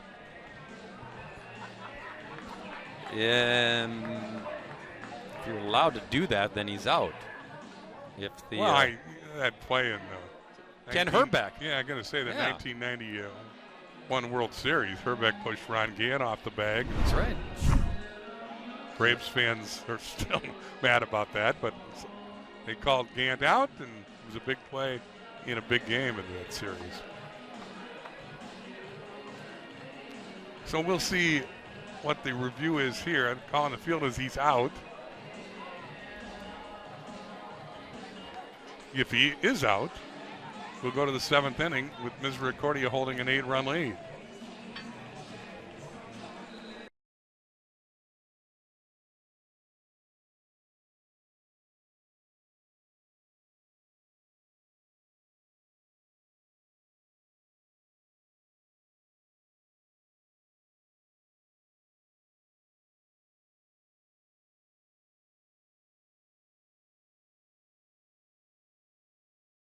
Out.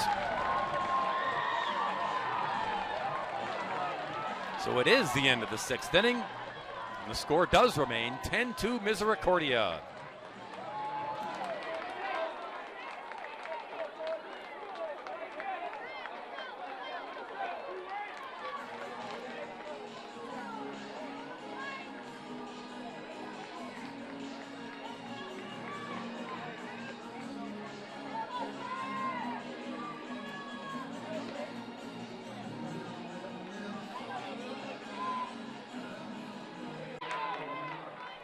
The All-American Connor Marinac trying to give his team everything he's got on the hill today. He's gone 6, begins the 7th here with an 8-run lead. McVeigh, the first hitter, follows this one off on the right side. Marinac has thrown 77 pitches up till now. So allowed 7 hits, 2 runs, walked 1, struck out a pair. And he's at his sinker working, and Whitewater is beating into the ground. Bullpen area again, foul. So he's ahead of McVeigh, 0-2. 8-9 and leadoff here for Whitewater. Frazier to follow, then Holland, the catcher.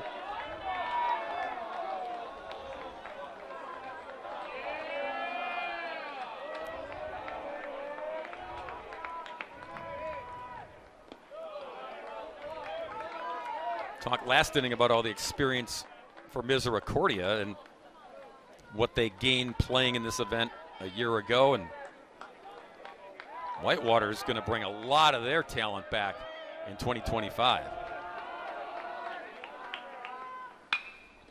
This one hit the left pretty well, but Cummins on the track makes the catch.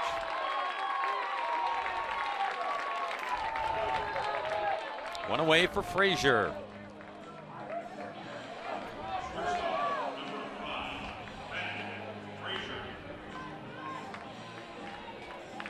Again, I offer the disclaimer.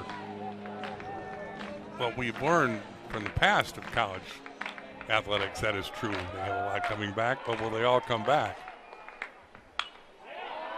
You're right. I keep jumping the gun here. Keep assuming. Well, I mean, we've seen Division III players move up to Division I. Yeah. We've seen moves from school to school in the transfer portal as well.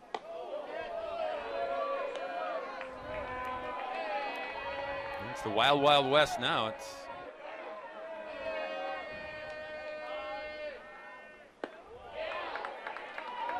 how about the hope is for Whitewater? I'm sure John Bonlich hopes. But, I mean, who's the kid from Pomona Pittsburgh? The big right-handed hitter. Oh, Isaac Kim. Yeah, he already knows he's going to a Division I school next year. Yeah. He's an underclassman at Pomona Pittsburgh, but he's going to, Santa Barbara, we were told? UC Santa Barbara. They said he's already decided to make that move. It wasn't public knowledge during the tournament, so we didn't say anything. We just made it public. Yeah, now it is. He has to go. Bunn can't get there. He sort of short-armed it, but the ball was tailing away as well, so Frazier will take it as a single. And Holland will be the batter. But as good looking a hitter as Skolin is, I got to think there might be some Division I school that get a hold of Matt and say, what do you think? But I don't know that. I'm truly speculating. Top of the order here for Whitewater. They need stuff to happen. We're one out in the 7th. Strike one to Holland. On the roster of Whitewater, Bill, there's one senior. One. It was today's starting pitcher. Barron's the only senior. Yeah. So if they can keep it intact. And they, that nucleus should come back, to be sure. They have a great chance to make another deep run. Whitewater here for the first time since 2016. And just got a warning to the Whitewater bench.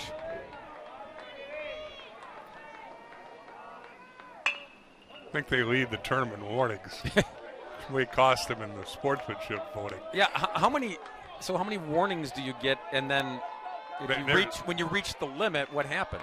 I don't know. They have had a lot of warnings, I got to say. Yeah. Sawed him off there. Cordner flips to second. Nice play. Yeah. Showed his range, and he still got to the ball and then made the nice throw off balance to Bunn. Cordner's a great kid to have for Misericordia because he's played third for most of the time when Marinak's over there at short, and he just slides over when Connor's on the hill and it's like isn't phased at all. So now 2 away for Skolin. Matt's 1 for 3 today in this game. And a first pitch strike. Cordner's just a freshman out there. Yeah. Short. Out of Harrisburg, PA.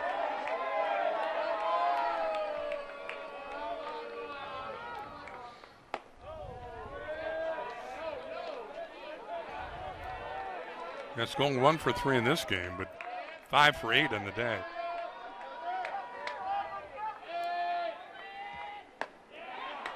On the Misericordia roster, they have 5 grad students and only 1 senior. But the grad students, they're key guys. Absolutely.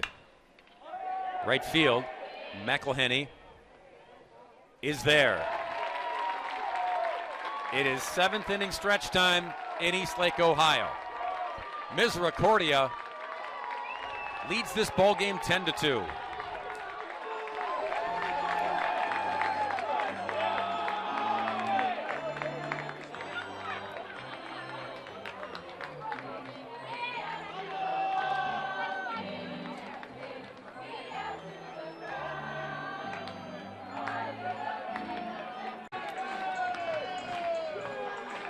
They're done stretching them out here in Ohio.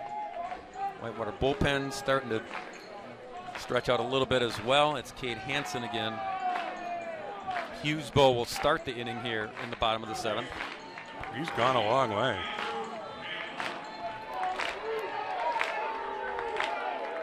Andrew Van Horn to lead it off.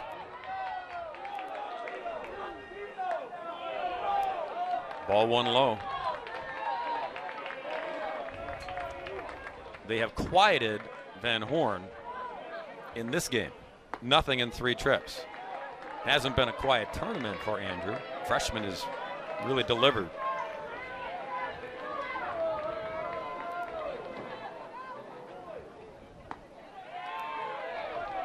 And a strike called 1 and 2. Hughesbo came in the first inning. Was the 3rd pitcher used by John Vonwich in the first inning. Been on ever since. 5 1/3 innings since. So about 5 hits, 3 runs, walked 1 and struck out 1 and had a couple of costly walks. Back-to-back walks. Van Horn down on strikes. And 1 away in the bottom of the 7th. He's going now up to 92 pitches. And again, he's working in his 5th game in a week, 6 days. So he's truly giving it everything he's got in the last game of the season. He's got dibs in the hot tub when it ends. Here's Bunn, who they haven't retired today. Still haven't. Drops in front of a charging Skolin for his 4th hit of this game. 3 singles and a double, Bill. Game bunt.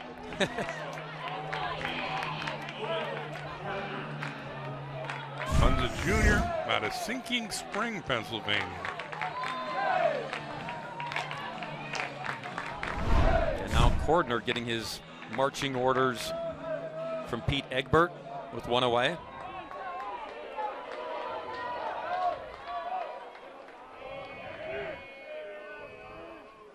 He swings away off the glove of Hopper. He had him played same place right on the infield grass, but that ball was smoked. No sacrifice this time. Yeah, that should be a hit. Look who's up. Seems like he's up every inning. Seems like it. This is feels like it. 5th plate appearance in 7 innings. They do rule that a hit. 12th hit of this game. Oh, look who showed up, Bill. Archie in the house. Oh. We take everything back, Archie. Yeah. First base side. They'll get the force as Frank made a nice play on a tough hop. And he went to second to get Cordner erased. Buns at third now with 2 away. And Regane try to do something here with runners at the corners and 2 down. I know you're happy that Archie's here. Thrilled. Yep. Because you've just been a fan of mascots as long as we've been doing this. He's set a photo op. I was going to say, he got here in time for the team picture. Again, the runner went. McElhenney tried to draw the throw, but Holland throws behind the runner to Cordner at third. He's safe. McElhenney was just walking. He started to jog and dared him to throw, and then he ended up walking into second base. McElhenney's 2nd stolen base of the game, is 36th of the year. If Regane can find some green here and played a couple, I won't say it, but Archie could start primping for the team photo. I would. Hughes-Bo ahead of him in the count, 0-2.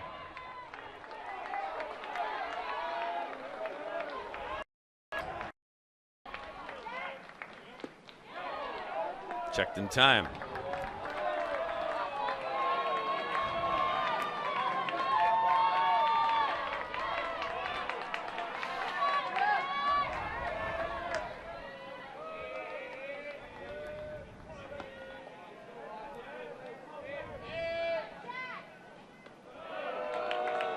One down around the shoelaces.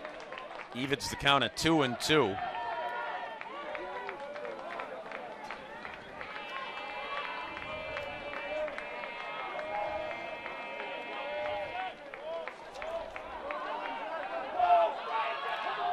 Time is called.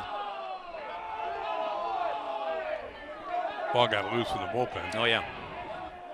Regane's one of over 20 Pennsylvania natives on the Misericordia roster. Jack's out of Westchester.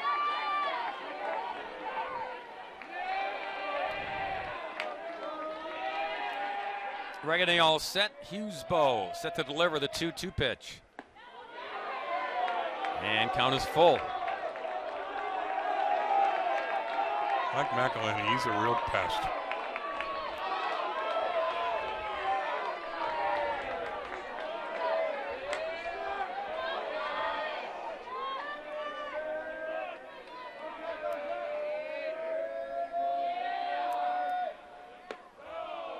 And he draws the walk to load the bases with 2 away. And Brock Bollinger's turn to try to inflict some 7th inning damage.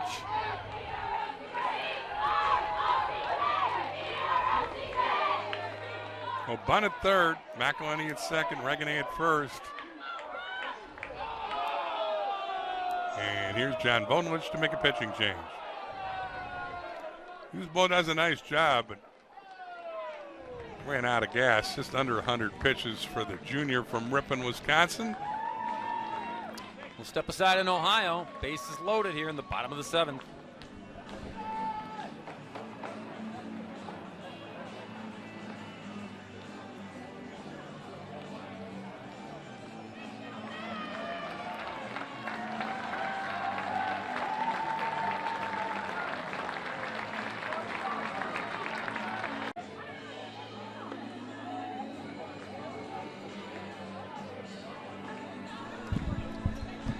Back in Eastlake, where Whitewater makes a pitching change and brings in their 4th pitcher. This is Sava Dupor, who we've seen in this tournament, including the earlier game today when he threw 2/3 of an innings and allowed 2 hits, but didn't give up a run. Dupor on the year in for the 11th time. He's 1-0 with 10 relief appearances. Thrown 16 and 2/3 innings, allowed 19 hits, 5 earned runs. He's walked 11, struck out 9. Opponents have hit .279 against the sophomore from Glenview, Illinois. This is Dupor's 3rd appearance in the tournament. He's thrown 4 innings here in Eastlake, and a big hitter at the plate in Bollinger with the bases loaded.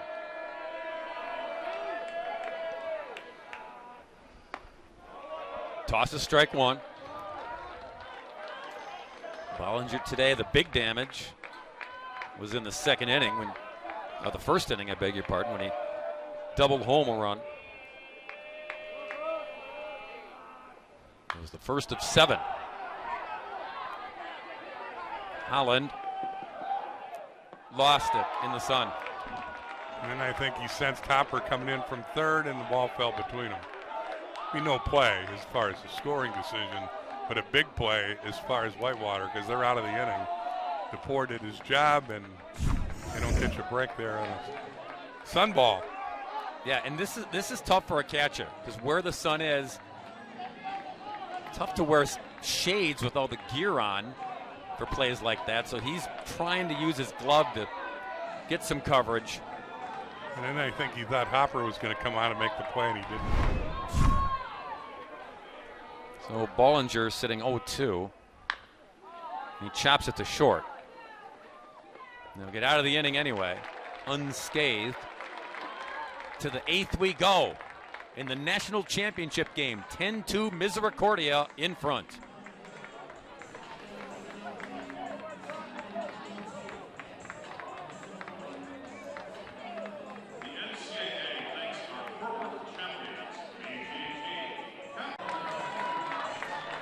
Misericordia fans perhaps starting to sense it as their team gets closer here, top of the 8th.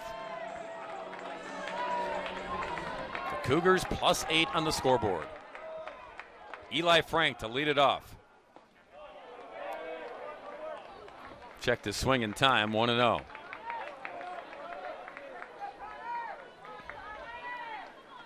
Connor Marinac starting the 8th. We've got a little light action going on in the Cougars bullpen. Well, they got their All-American closer down there in Lansendorfer. I would assume it is he.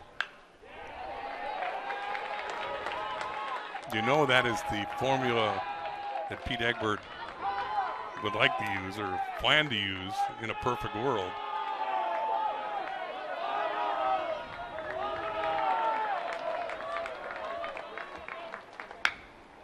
Slicer in the air, back behind first. Bunn near the line, makes the catch. Basket catch on the run in foul territory, 1 away. Whitewater hasn't got the leadoff guy on since the 4th inning when they scored their 2 runs. Now Adam Kootway, another look at Bunn going a long way and sticks his glove out. That's what I found.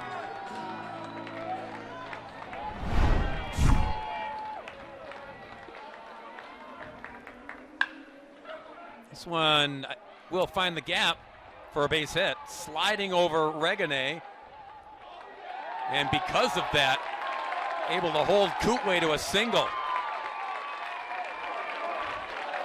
Yeah, because you're down 8 runs, you can't make the risk making the second out of the 8th inning at second base either. Yeah, that'd be a no-no.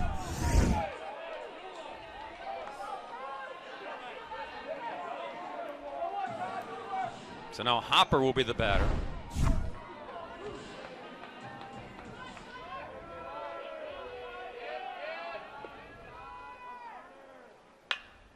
Slicer, base hit to right. Kootway gonna try to get to third. Throw goes to third, but not in time. Good base running by Kootway because that ball died once it got into the outfield grass. Aranek nearing 100 pitches. Gives up back-to-back hits for the first time today. And now Thies the batter. Been on all 3 times in this game. Strike.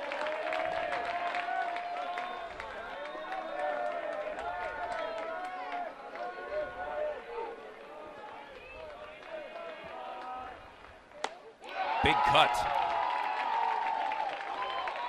Healthy cut. Yeah, Thies was thinking of replicating the long home run he hit in the first game today.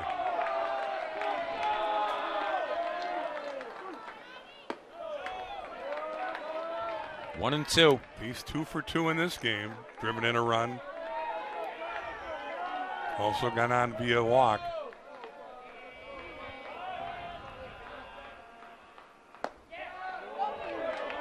Trying to get him to chase one, but he won't. 2 and 2. Kootway at third and Hopper at first. Aranek now at 103 pitches.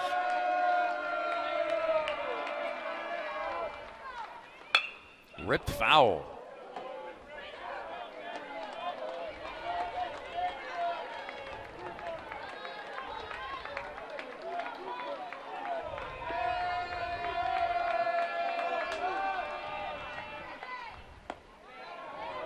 And count is full.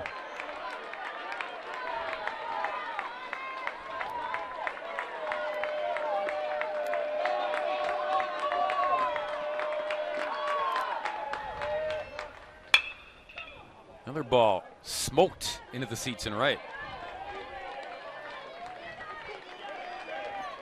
But again, Aronek's been a strike thrower. Of his 100 pitches, first 100 pitches, 70 were for strikes. He's walked but 1. He's gone after guys given that 7-run lead early. He's come in and challenged people.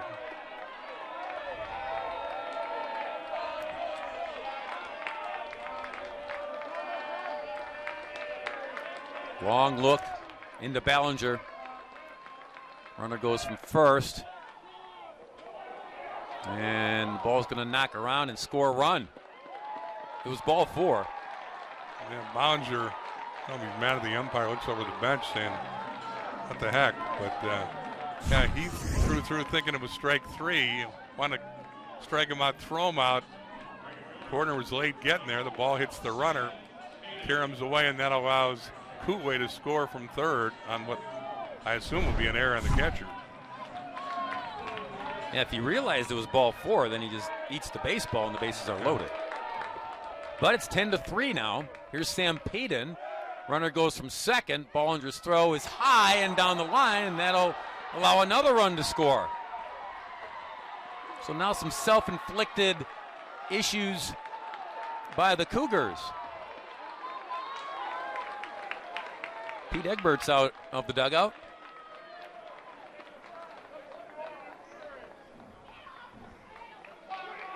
I think he wants an interference call. That saying Ballinger had to throw over Payton. That goes on deaf ears.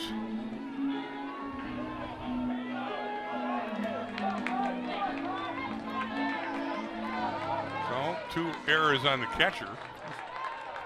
Whitewater playing Misericordia ball, sending guys and daring them to make the plays, throw the ball around. It's 10-4. To right, this is going to fall in for a base hit and score another run. Payton with an RBI double.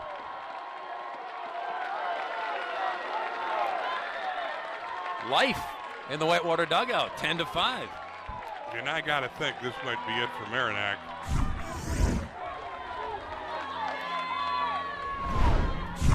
But no indication of that thus far. Ballinger looking in the dugout.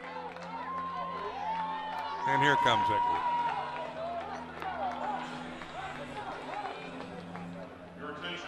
And Merrimack slams himself on the hip. Probably wasn't going to be able to go the distance in here, but you know he wanted to try to get through the eighth and then turn the ball over to the All-American closer. And well, if it is, Gabe O'Brien has been announced as a pinch hitter here for McVeigh. He's a left-handed hitter. And I think that means Lansendorf is coming in to face the left-hander. But first, McVeigh going to get a hero's welcome as he comes to the bench. He welcomes Lansendorf for the mound and then comes to the bench where he goes through a gauntlet of handshakes from his teammates. We'll step aside while Lansendorfer warms up.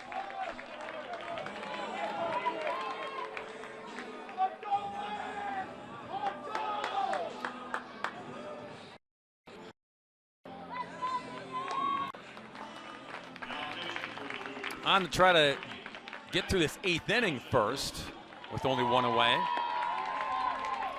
is the All-American closer, the lefty, Matt Lansendorfer. We've seen Lansendorfer a lot in this tournament. This is his fourth appearance. He's made a start. He's also had a save. He's thrown 10 2/3 innings. Only Barrington's thrown more innings. He's allowed 11 hits, 2 earned runs. He's walked 2 and struck out 9 in the tournament. In the year, he's the third-team All-American with a 4-0 record and 8 saves. Gabe O'Brien, as Bill mentioned, is the pinch hitter, left.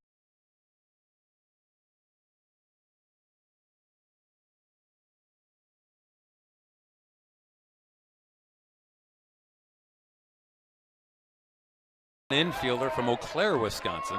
Well, 1 for 14 in limited play this year.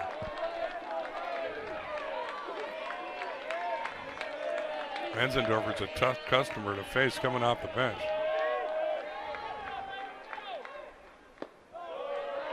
One and one to O'Brien. Lansendorfer on for the 20th time, 19th out of the bullpen again. 4-0, 129 ERA, 8 saves.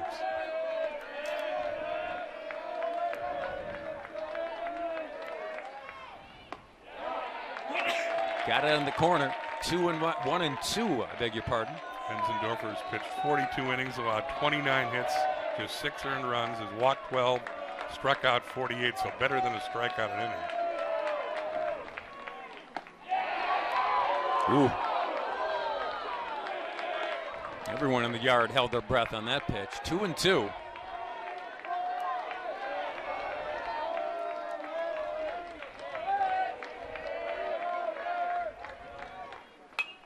Fouled back. O'Brien hanging in there. Frazier waits on deck for Whitewater.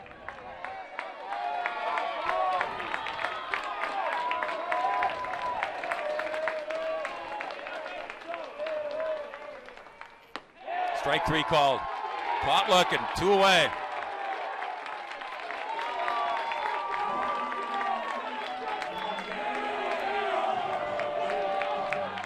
And now Frazier.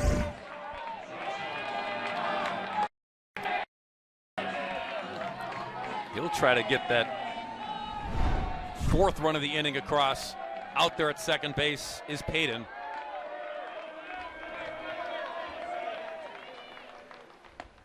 Strike 1.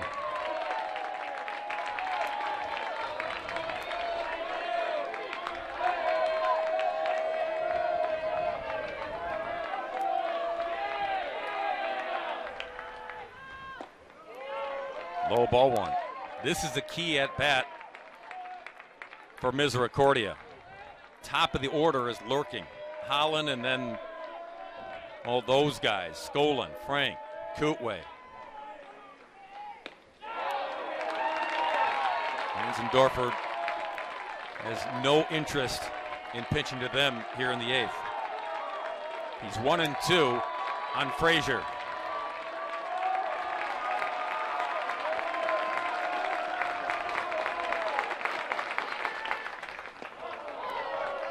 Two and two now.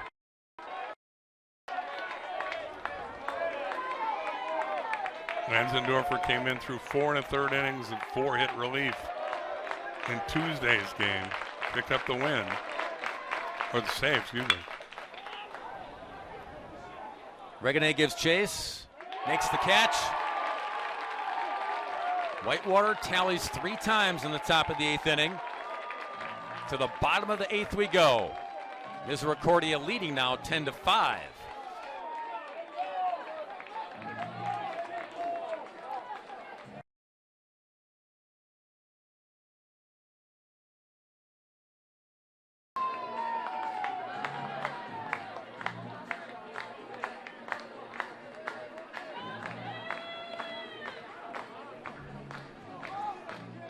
The hardware, the 2024 hardware.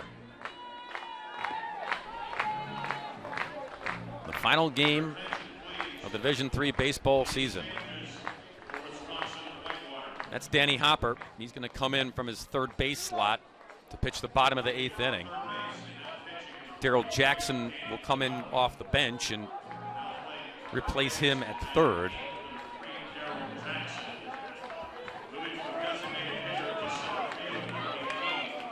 We also lose the designated hitter and put Adam Kootway in center field. Yeah, Kootway in center because they pinch hit for McVeigh. So those are your changes. Kootway in center, Jackson at third, Hopper on the mound.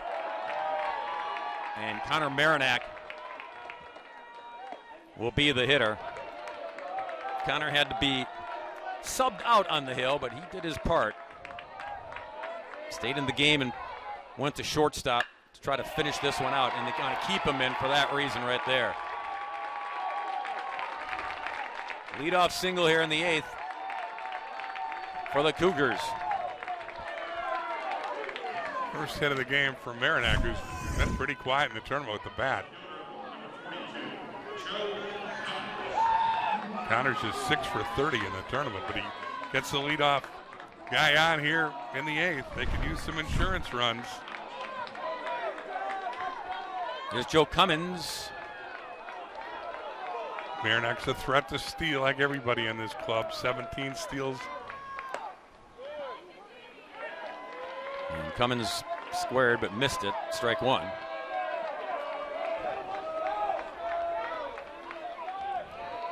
"14 hits now for Misericordia. Gets the bunt down here. Fielded by Hopper.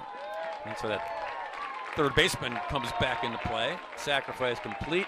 Marinack the second. It's the 4th sacrifice hit for Misericordia.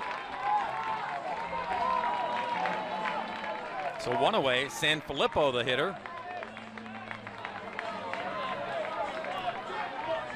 Marinack out there in second. His line as a pitcher, 7 1/3 innings, 11 hits allowed, 5 runs, 4 which were earned. He walked 2, struck out a pair.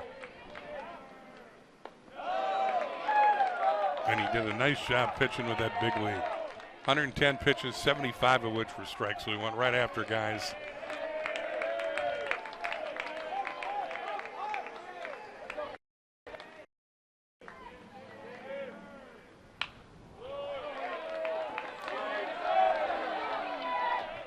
One and one to Jason San Filippo. It'll be up to Matt Lanzendorfer to get the last 3 outs.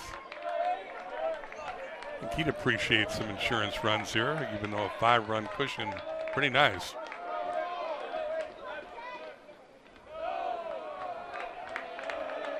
You've seen enough of Whitewater slug the baseball in this tournament, so you know never enough. Get what you can. 2-1 to San Filippo. 3-1. This is Hopper's 8th appearance on the mound. He's 1-0 with a .324 earned run average and 2 saves. He's thrown but 8 1/3 innings and allowed 8 hits and 3 earned runs. And a strike. Count is full.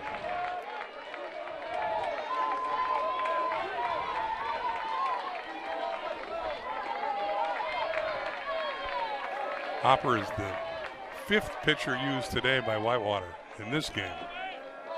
They used 5 in the first game. The second. Thies had him played perfectly for the second out. Marinac over to third. And Van Horn will be the hitter.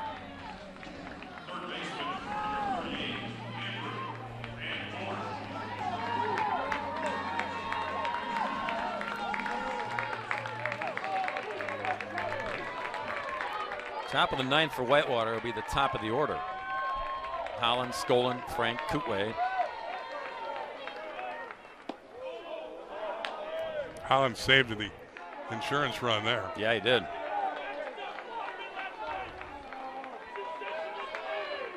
Anything far enough away, and that guy down at third will take advantage. 2-0.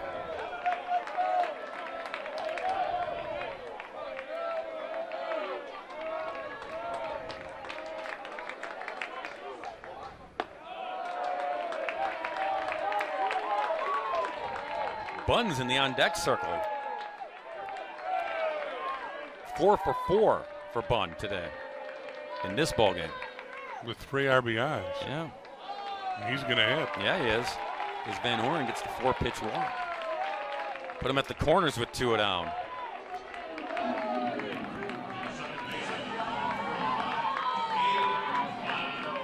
And again, against Misericordia, you got to be alive to a steal, or Van Horn will get caught up between second and third, and Marinac will trot home. Yep. They'll give you that third out. And they're going to walk Bunn because he's 4 for 4.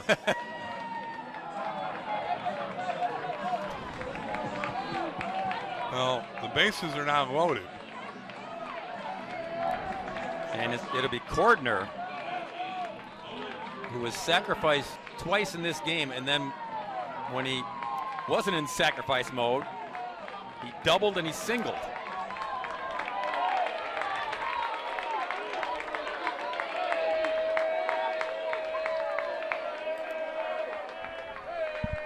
First pitch to the freshman.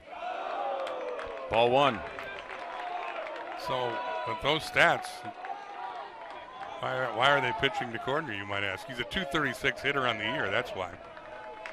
So John Bodenlich playing percentages, I guess. Swung through that offering, 1-1.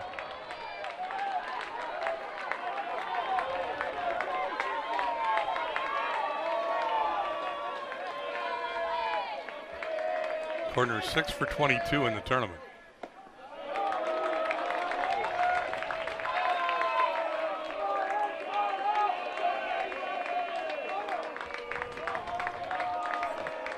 He's 2 for 7 against Whitewater. Foul back, evens the count at 2-2.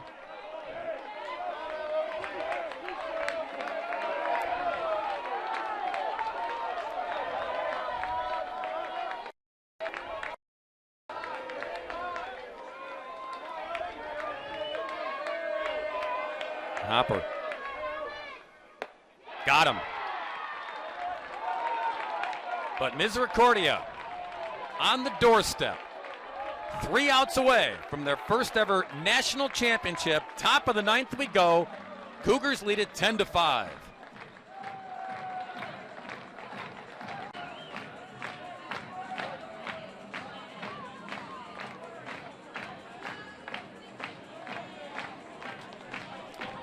This has been the battle cry all season long for Misericordia. Cougs can ball. You see it there on the T-shirts. But it goes all the way back to the championships last year, when in the final press conference, the players said, hey, we had nothing to be ashamed of. And that phrase was uttered a year ago in Cedar Rapids. It was like, hey, we'll be back. Cougs can ball. And they took it and ran with it.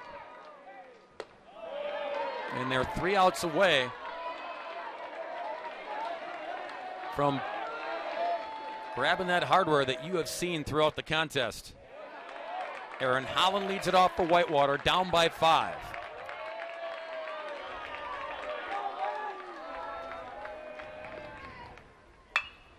To right, and just fouled.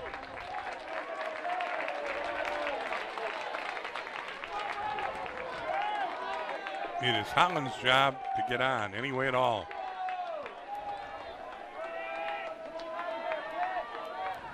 He is 0 for 4 in this game. Was 2 for 6 in the earlier game. Three for 15 in this best of 3 series against Whitewater. Against Misericordia. 3-2, foul off.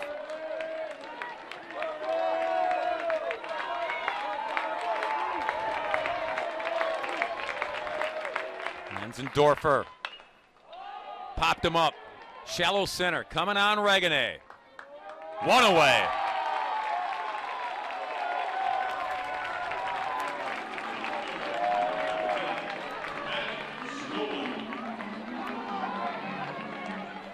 They're getting ready. 2 outs away. Here's Matt Skolin.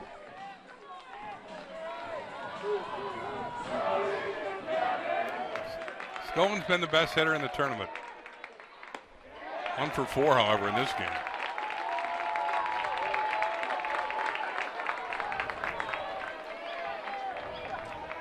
Six for 12 in the series. Got him to roll here to Bunn. 2 down.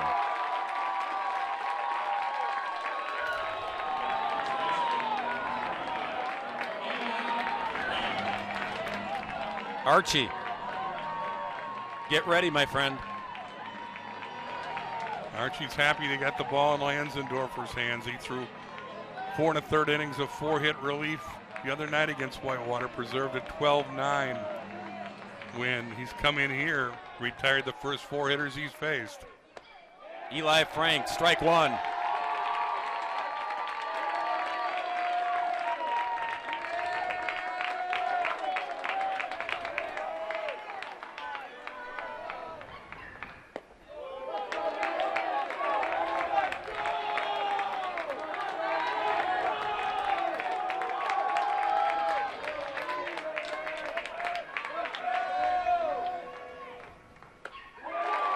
Massive cut. Whitewater down to its final strike. Enzendorfer, the senior from Pittston, Pennsylvania, wants to put the ball in this one.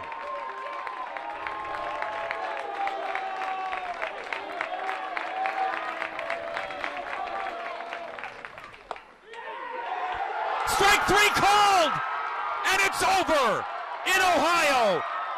Cougs can ball. Cougs can win it all.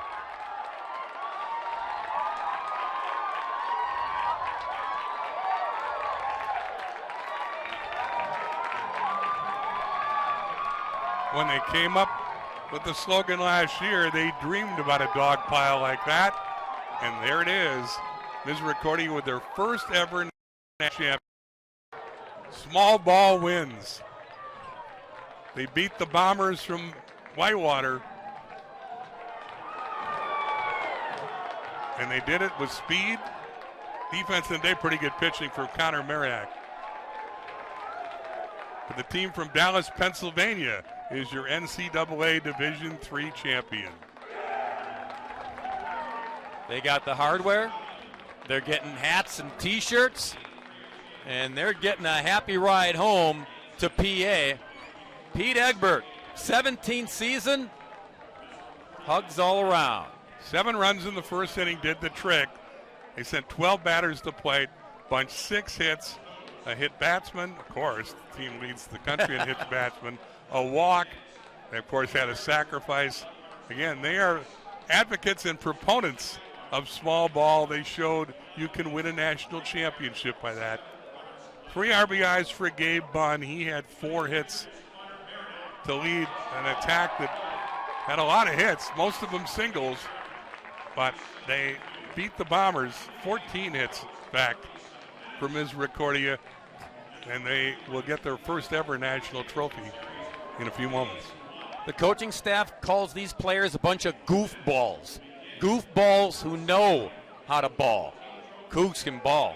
Yeah, they're national champions in 2024. They are fundamentally sound. They do all the things correctly. And, Bob, what a great tournament. We had that wonderful story of Birmingham Southern, an inspiring tale. They played their hearts out and had to go home to a school that wasn't there anymore. They gave us a lot of thrills. We saw both Misericordia and Whitewater come out of the losers bracket, stave off teams in elimination games 3 times, and then they got here and put out a series with lots of runs, lots of twists and turns. Been a lot of fun. Been a lot of fun, and hope you had as much fun watching it wherever you may have been on NCAA.com.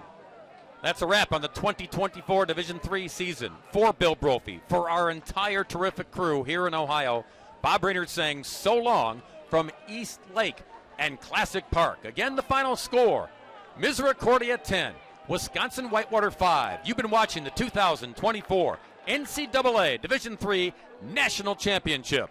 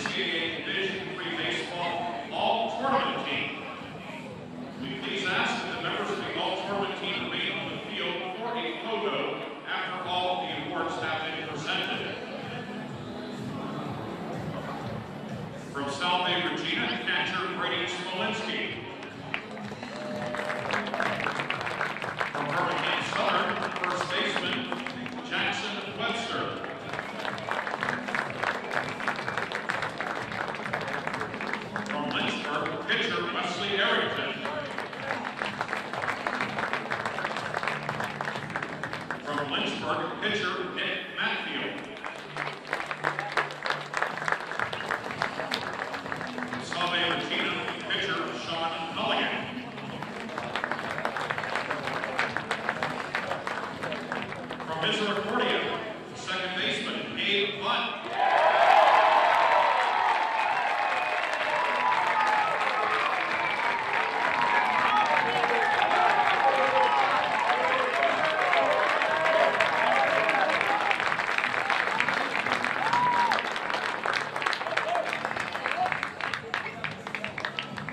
From Wisconsin-Whitewater, third baseman, Danny Hopper.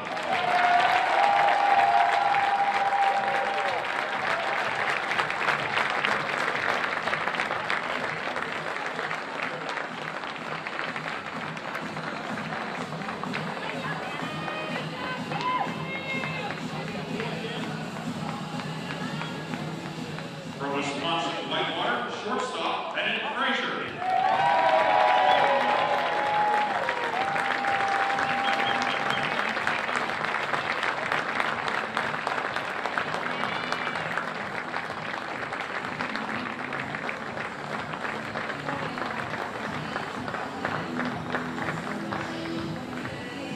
From Misericordia, outfielder, Garrett McElhenney.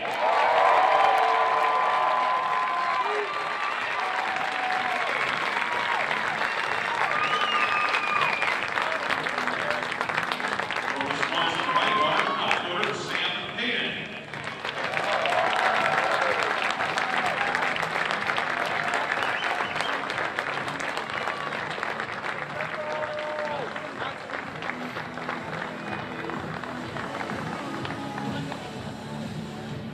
From Wisconsin-Whitewater, outfielder, Matt Skolin.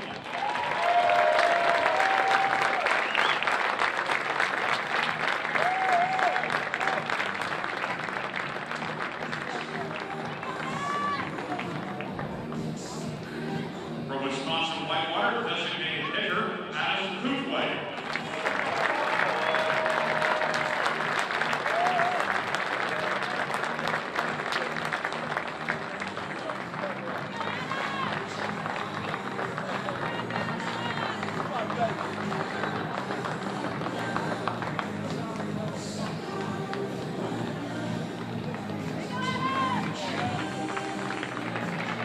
From Misericordia, pitcher, Matt Lansendorf.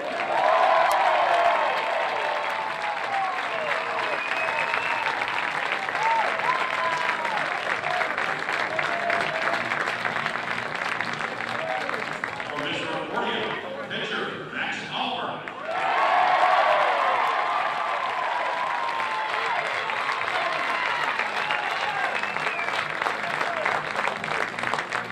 And from Misericordia, pitcher, Connor Merrick.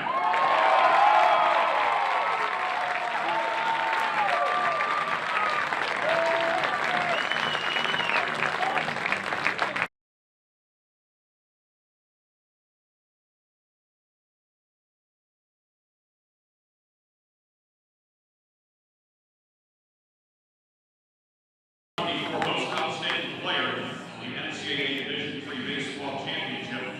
From Misericordia, number 14, Garrett McElhenney.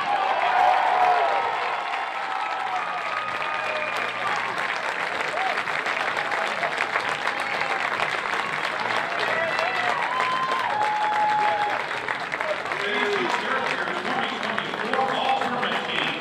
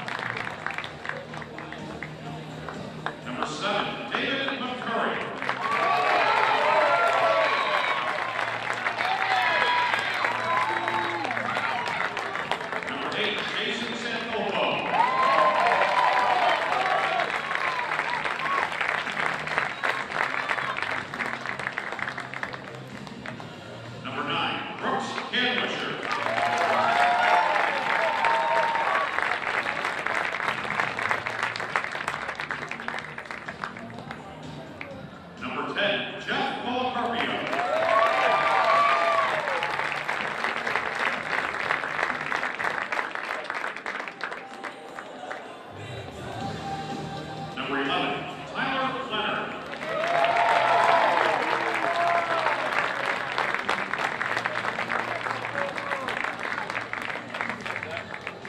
Number 12, Dante Viola.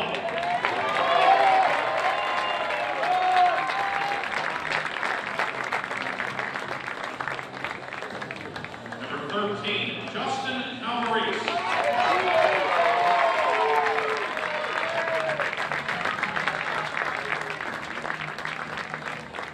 Number 14, Eric McElhenney.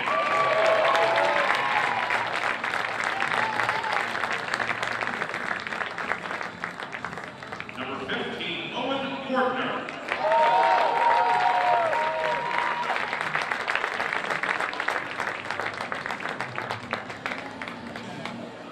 Number 17, Joe Valente.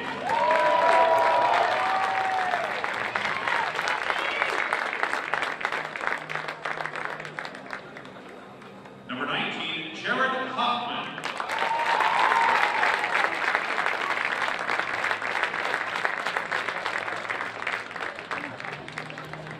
Number 20, Matt Lansendorf.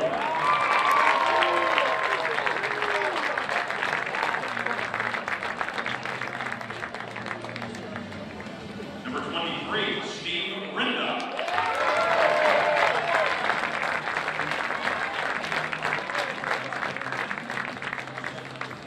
Number 25, Aiden Adam.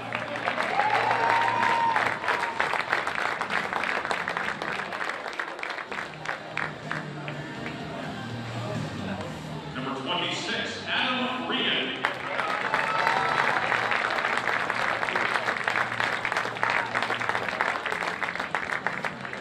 Number 27, Brock Bollinger.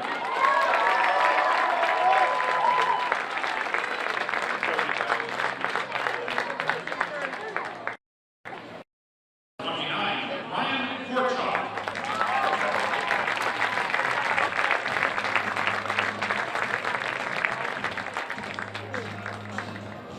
Number 38, Andrew.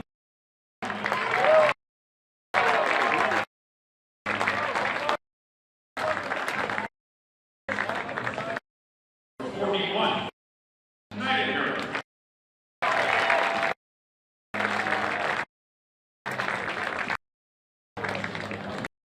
Number 42,